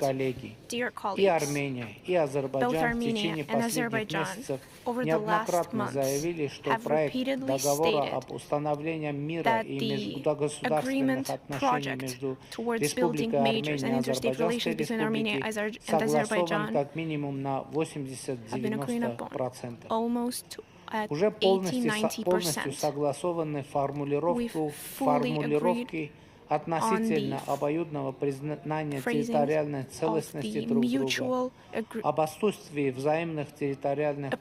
of the territorial integrity, of the absence of territorial claims, and the promise not to put forward these claims in the future based on the principle of non-use of force, of non-interference in the internal affairs of one another, with the establishment of diplomatic relations and creation of bilateral mechanisms to reinforce obligations disposed for the sides by the peaceful agreement. Our assessment is the following. As of today, the project that has been agreed upon already formulates, addresses, and solves all the principal issues necessary to ensure a steady basis for peace and normalized relations between Armenia and Azerbaijan. And we propose to Azerbaijan to sign these agreements. Thank you for your attention. Большое спасибо, уважаемый господин премьер-министр. Thank you very much, Mr. Prime Minister. только что вы сказали о проектах логистики. Это очень важное направление сотрудничества в регионе. И еще важнее, что вы положительно относитесь к тому, чтобы эти проекты осуществлялись и с Азербайджаном, и с другими странами региона, о чем мы постоянно в течение последних лет много говорим. И очень приятно отметить, что начался процесс демаркации, делимитации границ, а это верный путь действительно к мирному договору. И то, что вам удалось в ходе нашей сегодняшней работы обменяться мнениями с президентом Азербайджана. Уже это идет в плюс нашему сегодняшнему мероприятию. Спасибо большое. Благодарю вас за ваше выступление. Пожалуйста, слово президенту Кыргызской республики, господину Садыру Нургазевичу Жапарову. Kyrgyzstan, Mr. Japarov. Владимир Владимирович, уважаемые главы государств и правительств, Ваше Высочество и Превосходительство, дамы и господа, прежде всего хотел бы поздравить Российскую Федерацию с успешным председательством БРИКС, пожелать успехов и плодотворной работы, а также поблагодарить and effective work, as well as thank you for a warm welcome and the hospitality in Kazan. I'd like to express my gratitude to Mr. Putin for the kind invitation to take part in this important event. Current busy agenda at BRICS reflects the relevance for all of humanity. In this organization, we see a unique platform that promotes principles of sovereign equal rights, mutual respect, and trust, non-interference in internal affairs, and mutual economic development. We share goals and principles of BRICS activities on allowing possibilities for economic and social growth, development of entrepreneurship, promoting digital technologies, putting forward innovational and ecologically clean technologies, as well as solving climate challenges. I would like to add that this is fully in line with the Sustainable Development Goals integrated in the Kyrgyzstan's NDS until 2040. Dear friends, after the decades of globalization and integration processes, the modern world community is seeing the geopolitical and economical fragmentation. Has the world become more secure, stable, and prosperous? Of course, the question is a rhetorical one. We see today the domination not of the international law, but the right of might. Each year, we see the new lines being drawn, lines of separation. We see higher finances on arms that could be forwarded towards prosperity and towards overcoming economic inequality.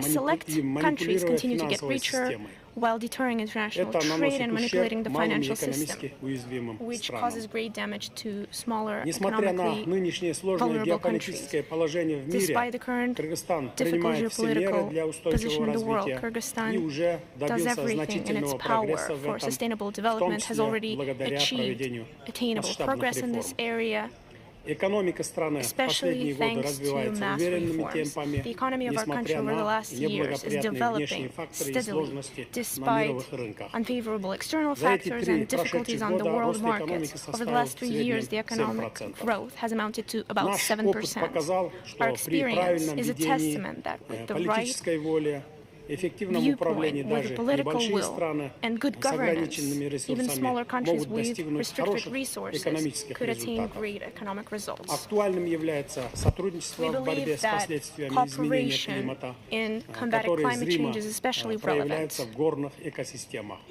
and it is especially present in the mountain ecosystems. Climate change, the destruction of ecosystems, and pollution disproportionately affect countries located in the mountains. At the initiative of Kyrgyzstan and with the wide support of mountain countries, we're releasing the 5 years of action for the development of mountain regions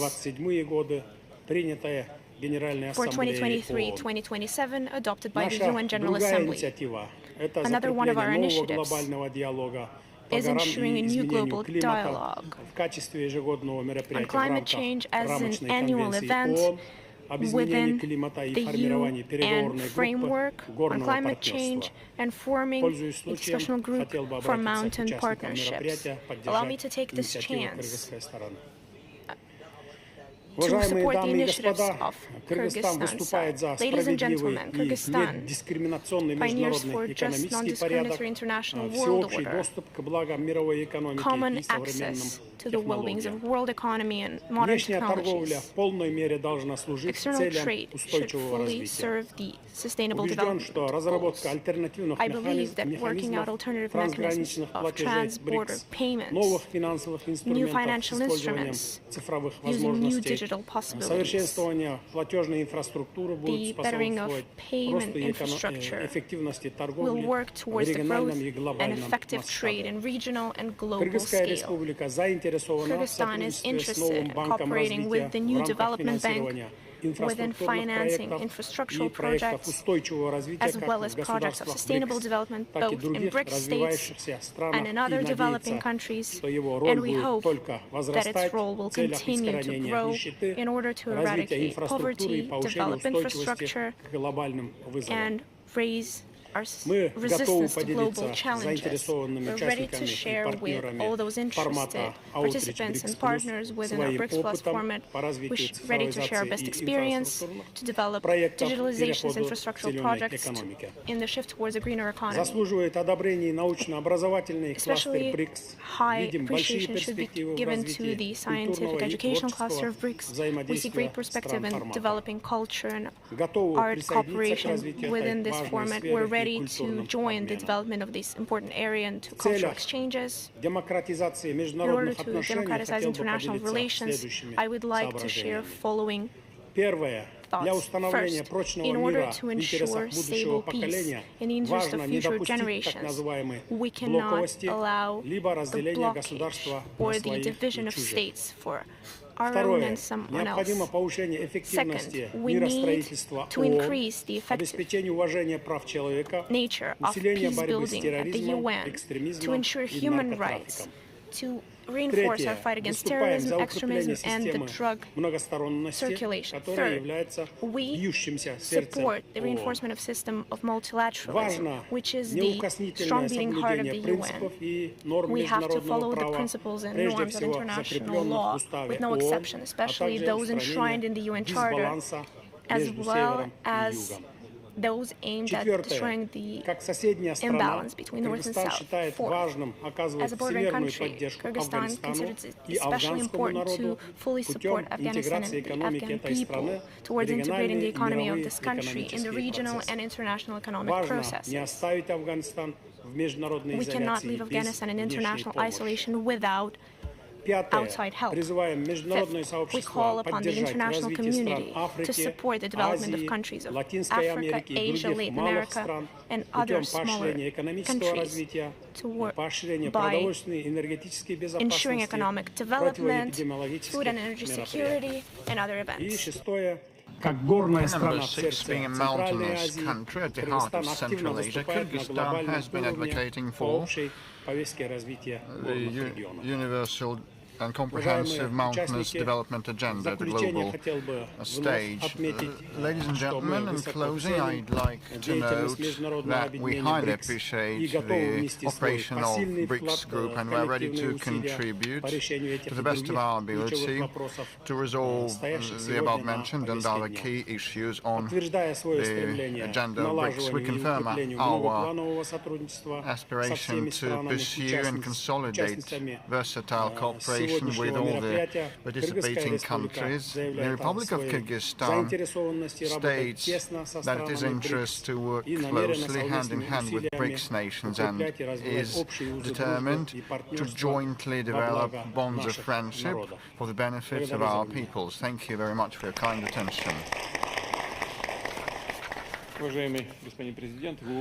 Your Excellency, Mr. President, you have mentioned the right is might, or the fist right, as it's also called, well, applied by some nations in economic and political affairs, it causes the backlash, the backfire.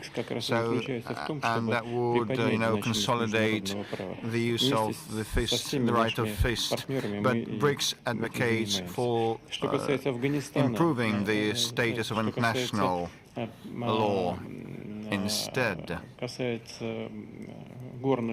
With regards to Afghanistan and mountainous nations and their susceptibility to climate change, we know about your concerns, and we mentioned that on many occasions, and we also talked about that with the President of Tajikistan, to whom I'd like to give the floor now. The countries adjacent to Afghanistan acutely feel what has been happening in this region and around that country. Over to President of Tajikistan, Mr. Rahmon.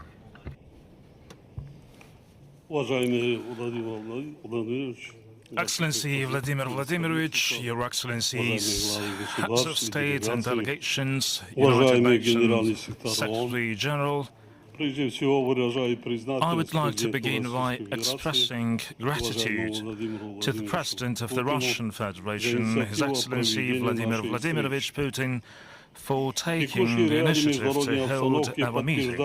In light of the current international situation, I believe that the theme of our meeting today, building a better world together, is particularly relevant. It seems clear that the goal it set forth can be achieved only by strengthening equal government-to-government cooperation and by encouraging our countries to work together to build a more fair world order. At the same time, we should take the necessary measures in line with our commitment to the universally recognized norms and principles of international law. In light of the pressing global challenges, there is a need to consolidate our efforts to ensure enduring peace, overall security, genuine stability and sustainable development.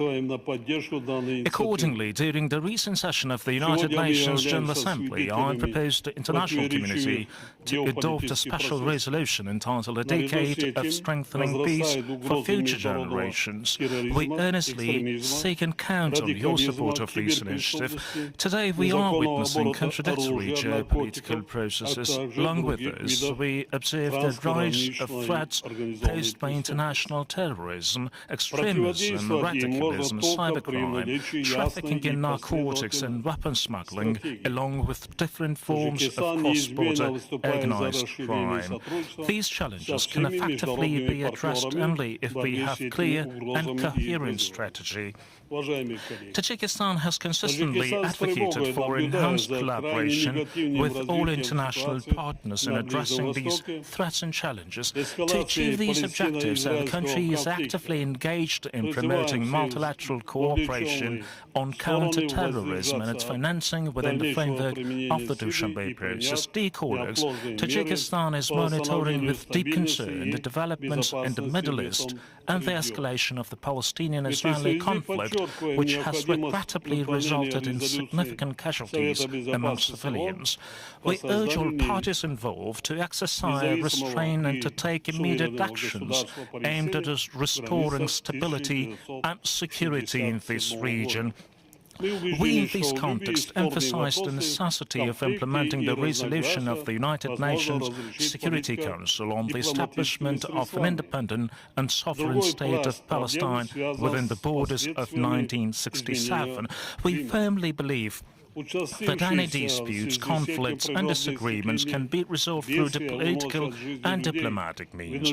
Furthermore, the effects of climate change have introduced another layer of problems. The increasing frequency of natural disasters related to climate change has resulted in significant loss of life and forced us to allocate considerable resources to mitigate their consequences. In Central Asia, the phenomenon of warming warming is leading to a reduction in the area of glaciers, which are a primary source of water resources in the region. In accordance with the UN General Assembly resolution, our country intends to hold a high-level international conference on glaciers preservation in Dushanbe in May 2025. We extend an invitation to your countries to participate in this important event. In this context, drought represents one of the most pressing global challenges, exerting a detrimental deep effect on all our countries, including the Central Asian region. Dear colleagues,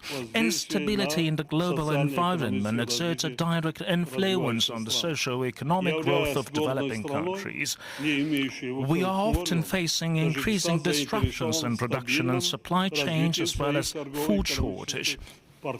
As a landlocked mountainous country, Tajikistan is keen of the sound progress of its trade and economic partners and committed to expand cooperation with all of them. It is of paramount importance to take practical steps towards a genuine transition to a green economy, with green energy representing a key component. We have set ourselves the ambitious goal of completing this transition by the year 2037. We all well remember the recent COVID-19 pandemic that deeply affected the globe. The most important lesson we derive from this global crisis, in my view, is that no nation, irrespective of its level of development, is immune from the spread of such dangerous diseases. In light of these, there is an only way that we should foster a broad partnership to improve the quality of healthcare, make sure that new innovative methods for disease prevention and treatment are accessible to all. Distinguished colleagues, it is our conviction that only through comprehensive and active engagement we can ensure conducive living conditions for future generations in our shared home called planet Earth. The principal key of attaining this laudable objective is continued promotion of a dialogue among civilizations, and we must strive for greater mutual understanding and respect among diverse communities, facilitate growth and mutual enhancement of our distinctive, unique natural cultures, and building truly friendly relationships. In conclusion, I'd like to note that in terms of influence on global processes and in terms of potential, the countries of the global south are fully capable to mobilize efforts for the sake of building a better world together. I thank you for your attention, and I thank His Excellency Vladimir Putin for his kind and generous invitation to take part in this very important event. I thank you. Thank you very much, Your Excellency, Mr. President. You have heeded the glaciers indeed for such countries as Tajikistan, Afghanistan and others. It is a major issue because the ice caps keep thawing and they constitute a source of water supply. And also you mentioned the sanitation, healthcare, standards, quality, fight against epidemics, and medical assistance are very important for humanitarian development. And here, any restrictions would be unacceptable, as well as sanctions motivated by politics. And unfortunately, this happens sometimes, and BRICS' main objective is to establish interaction in this respect so that all the nations could enjoy the benefits of sanitation, healthcare and epidemic struggle. Over to the Prime Minister of Vietnam, please, Your Excellency.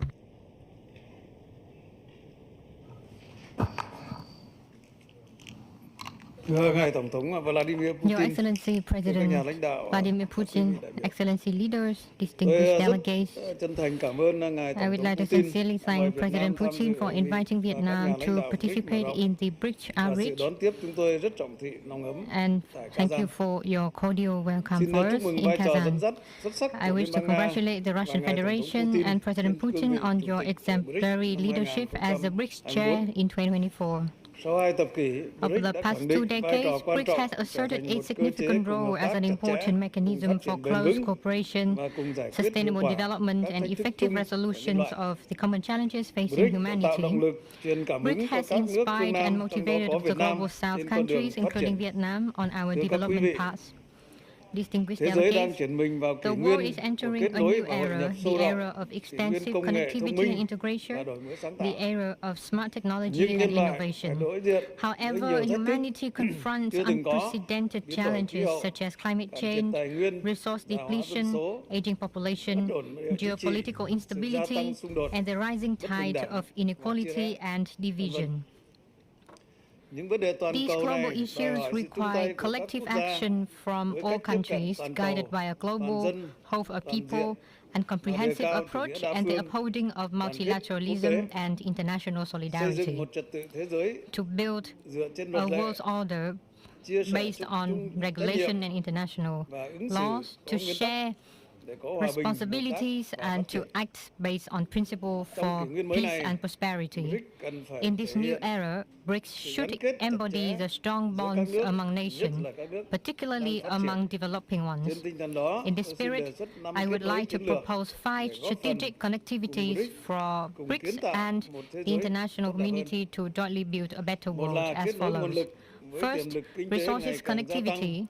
With its growing economic potential, BRICS should take the lead in mobilizing, allocating, and utilizing resources to adapt to climate change, further advance green economy, digital economy, and circular economy to ensure food security, energy security, and information security. Vietnam welcomes and would like to thank the new Development Bank for expanding its beneficiaries and finance 2 strategic projects in BRICS and developing nations. Second, strategic infrastructure connectivity. Connections between BRICS and developing countries are in both physical and digital form. We are not only connected through transportation, roads, railways, airways and seaports, but also through digital infrastructure, data sharing and connectivity, as well as the robust promotion of e-commerce and the global digital economy. Third, global supply chains connectivity based on the application of modern science, technology, and innovation. Thus, we will create new momentum for economic growth, at the same time expanding the room for development for all nations and diversifying manufacturing, products, and markets. Fourth, people-to-people connectivity. Cooperation in culture, education, training, tourism, and people-to-people exchange between BRICS and other nations should be further strengthened to foster a cultural space of unity in diversity, where different values are respected, similarities are multiplied, and the beauty of friendship and cooperation is cultivated and nurtured. As the great Russian writer Dostoevsky noted, beauty will save the world. Fifth, connectivity in reforming global governance mechanisms toward connectedness, sharing, digitalization, balance, fairness, effectiveness, inclusiveness, and comprehensiveness to develop rapidly and sustainably. We should be more proactive and effectively engaged in shaping global rules and standards, particularly in emerging areas such as governance, artificial intelligence, cloud computing, and the Internet of Things, among others. BRICS should take stronger actions in the fight against the trend of protectionism and the politicization of relations in economy, science, technology, and innovation. Excellencies, leaders, distinguished delegates, connectivity and integration to build a better world together is the consistent policy of Vietnam, which is accompanied by 3 major viewpoints. Number 1, placing people at the center, at the subjects, the goals, motivation, and the most important resource for development, and not sacrificing social progress, social security, and environmental protection for mere economic growth. Number 2, be remain determined to the foreign policy of independence, self-reliance, multilateralization, and diversification of external relations, being a good friend, a reliable partner, an active and responsible member of the international community for peace, cooperation, and development in the region and the world. And number 3, adopting a four-nose defense policy, no military alliance, no allying with one country to act against another country, no use of Vietnamese territory by a foreign country to act against another country, and no use or threat of force in international relations. Excellency leaders, Russian renowned writer Maxim Gorky once highlighted, each nation, each country is an indispensable part of the great human body, and only together we can achieve true progress. In that spirit, I am confident that BRICS will be more united and maximize its inherent strengths to collectively build a world of peace, stability, and development. Our President Ho Chi Minh, the world's cultural figure and Vietnam's national hero, asserted, unity, unity, great unity. Success, success, great success. Vietnam stands ready to work with BRICS and the international community to realize the idea of building a better world together. Once again, I would like to congratulate President Putin for the success of this BRICS Summit in Kazan. Thank you very much. Спасибо большое, уважаемый господин премьер-министр. Вы затронули много важных и интересных тем, но я бы обратил внимание на одну из них. Вы сказали об общих ценностях стран БРИКС. Так оно и есть. Мы с уважением относимся к традициям стран-участниц, религиям, которые культивируются в этих странах, культуре наших народов. И именно это лежит в основе нашего успеха. Благодарю вас за ваше выступление. И с удовольствием передаю слово президенту Туркменистана Садыру Гурбангулиевичу Бердымухамедову. Пожалуйста, прошу. Спасибо большое. Уважаемый глава государств, дамы и господа, прежде всего хотел бы поблагодарить президента Российской Федерации, уважаемого Владимира Владимировича Путина, за гостеприимство и радушный прием.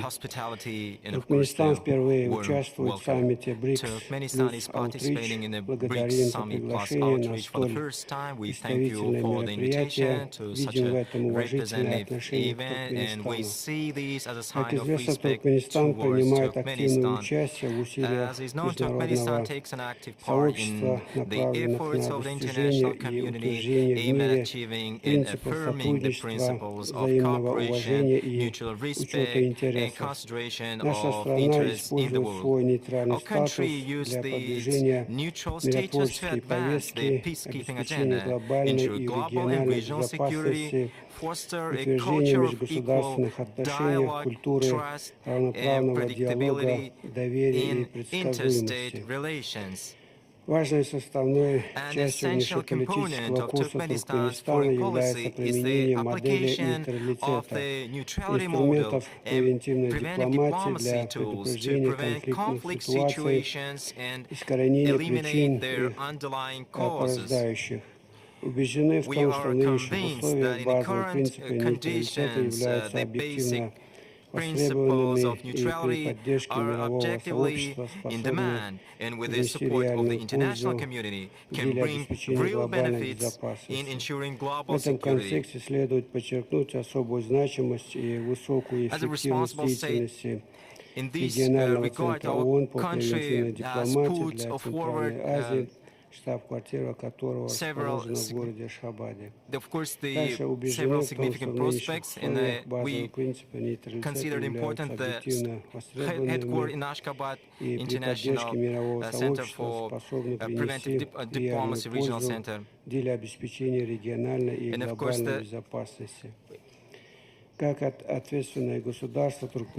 Turkmenistan, in this regard, proposed a number of measures aimed at normalizing and improving the international situation and transitioning to constructive parameters of interaction In this regard, our country has put forward several significant proposals at the UN, such as the development of a global security strategy, the initiative to grant neutral countries the status of priority UN partners in its peacekeeping efforts, as well as a number of proposals in the context of creating and strengthening regional security and stability.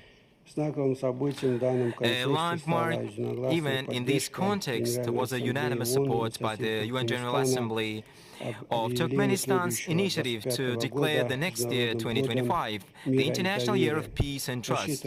We expect that all states will actively participate in implementing the provisions of corresponding General Assembly resolution. Turkmenistan's international strategy is based on the country's involvement in modern geo-economic trends, proactive participation in solving pressing problems of our time, achieving sustainable development goals, overcoming crises in the environmental and food sectors, creating and ensuring reliable and fair access for countries and peoples to energy sources, clean water and air. For this purpose, our state also acts from an active and responsible position. I would like to draw your attention to Turkmenistan's initiatives in the field of economy, energy, and sustainable transport. In particular, we are talking about the development of the Global Framework Program for the transition to a circular economy.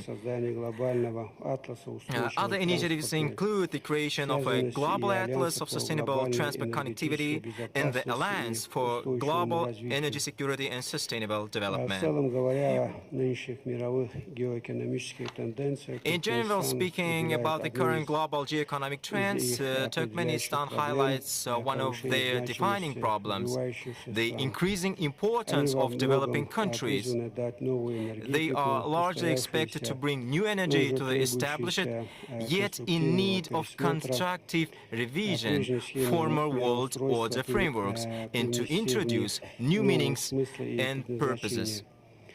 The key component here should be the alignment of the levels of scientific and technological development of states, digitalization and innovative standards, the unconditional priority of environmental criteria in the economy, trade, transport, industry, extraction and processing of raw materials, and a number of other areas.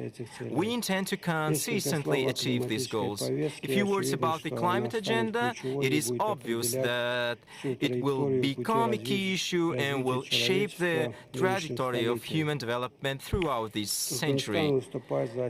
Turkmenistan advocates a systematic consideration of climate issues as one of the fundamental components of the global approach to ensuring the architecture of security and development, the creation of multilateral mechanisms for monitoring and responding to climate, environmental and man-made disasters.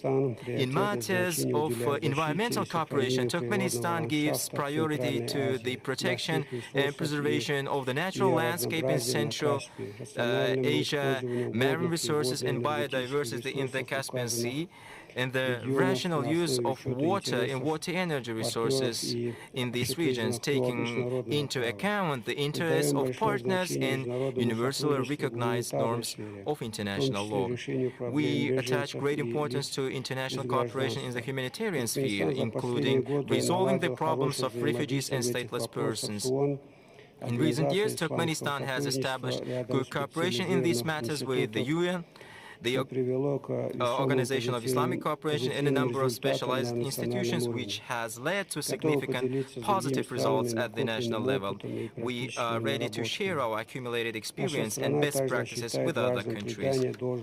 Our country also considers it important to give necessary impetus to cooperation in the cultural, scientific and educational spheres, cultural exchange, and the mutual understanding of traditions and unique arts as a beneficial process designed to create strong spiritual and value-based bonds, uniting nations on a sound and constructive foundation. We are ready to establish such interaction with partners and participate in the development of relevant plans for joint activities. Dear participants, once again, I would like to thank the organizers for the invitation to participate in this meeting and for the opportunity to speak and share views and proposals.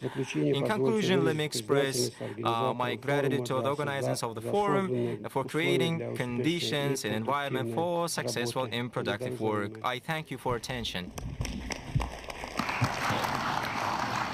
Your Excellency, Mr. President, you have also noted multiple interesting issues, but I would like to emphasize specifically the need to eradicate the root causes of crises in order to eliminate them, and I fully support this stance. It is a fundamental issue.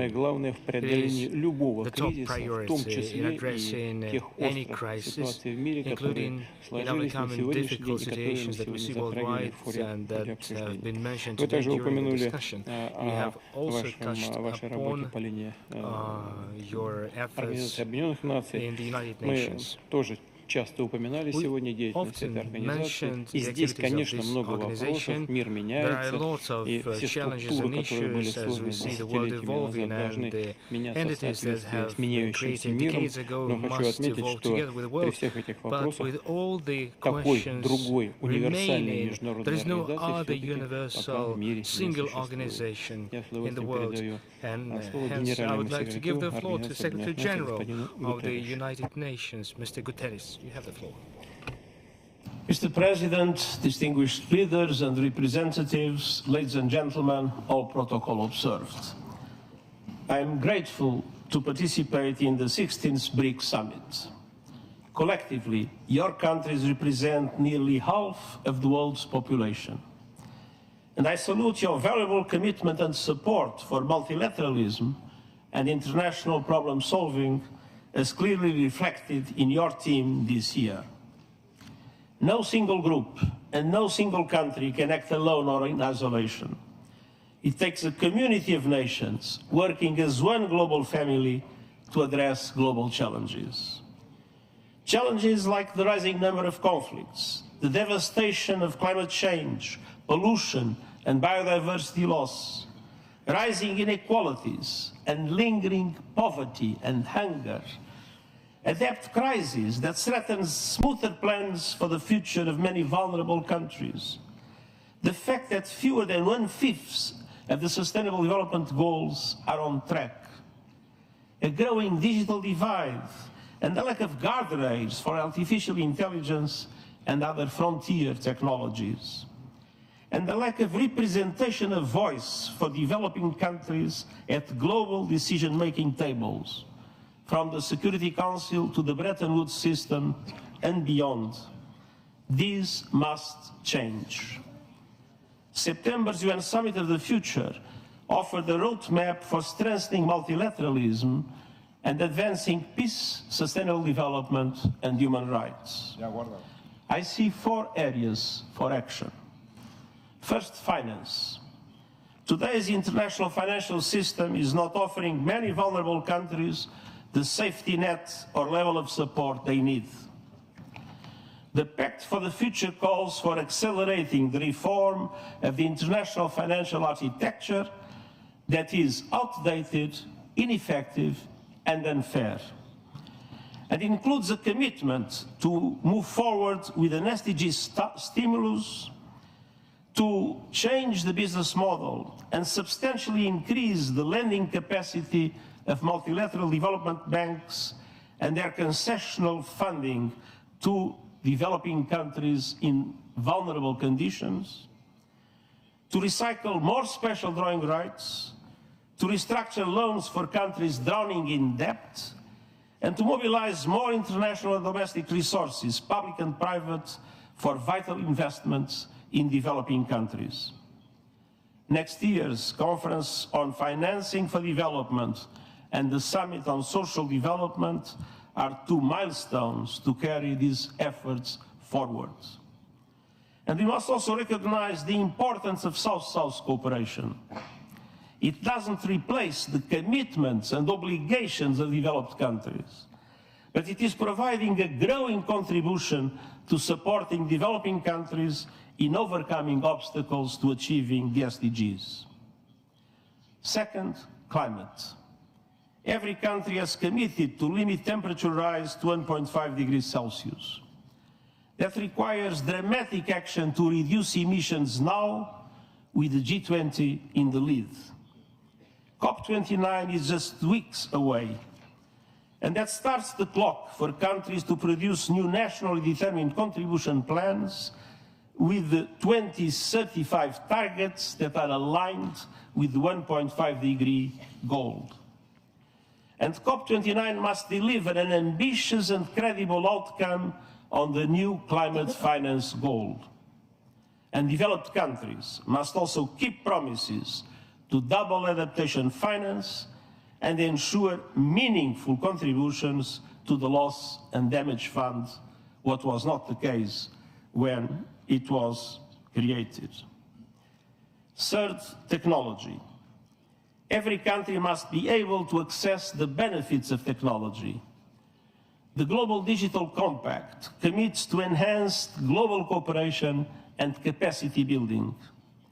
It includes the first truly universal agreement on the international governance of artificial intelligence to give every country a seat at the AI table.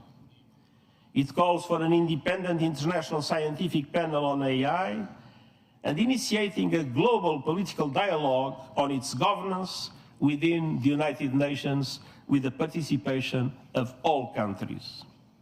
And it requests options for innovative financing for AI capacity building in developing countries.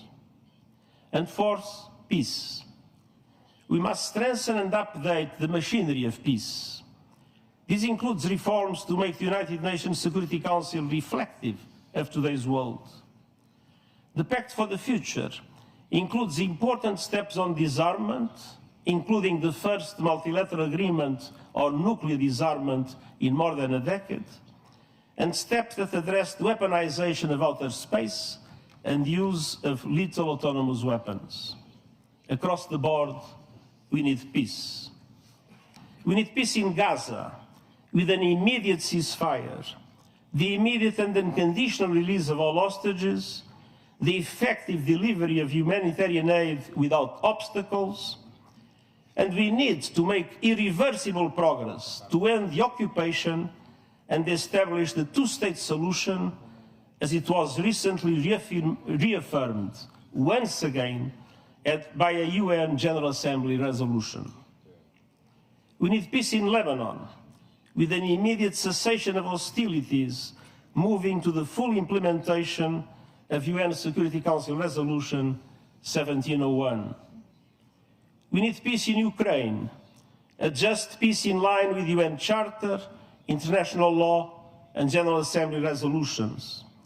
We need peace in Sudan, with all parties silencing their guns and committing to a path towards sustainable peace.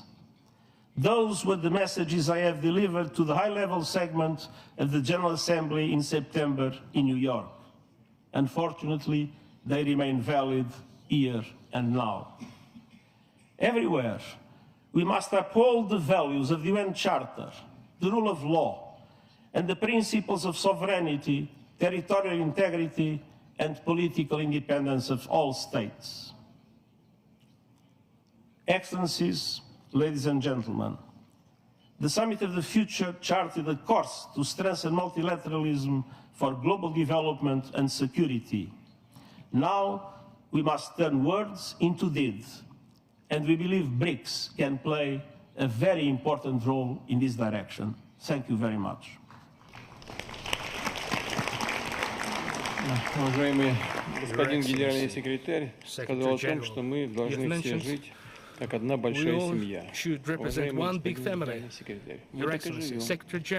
Вот в семьях, к сожалению, часто случаются размолвки, скандалы, дележ имущества. Дело иногда доходит и до драки. Цель БРИКС заключается в том, чтобы создать необходимые механизмы взаимодействия и создать благоприятную атмосферу в общем create доме. conducive conditions in our common home. This is our effort. This is what we're going to do in close coordination, among others, with the United Nations Organization. Коллеги, друзья, у нас сейчас небольшой перерыв, и мы сразу же продолжим работу в формате рабочего завтрака. Thereafter, in the format of the working breakfast. Thank you so much.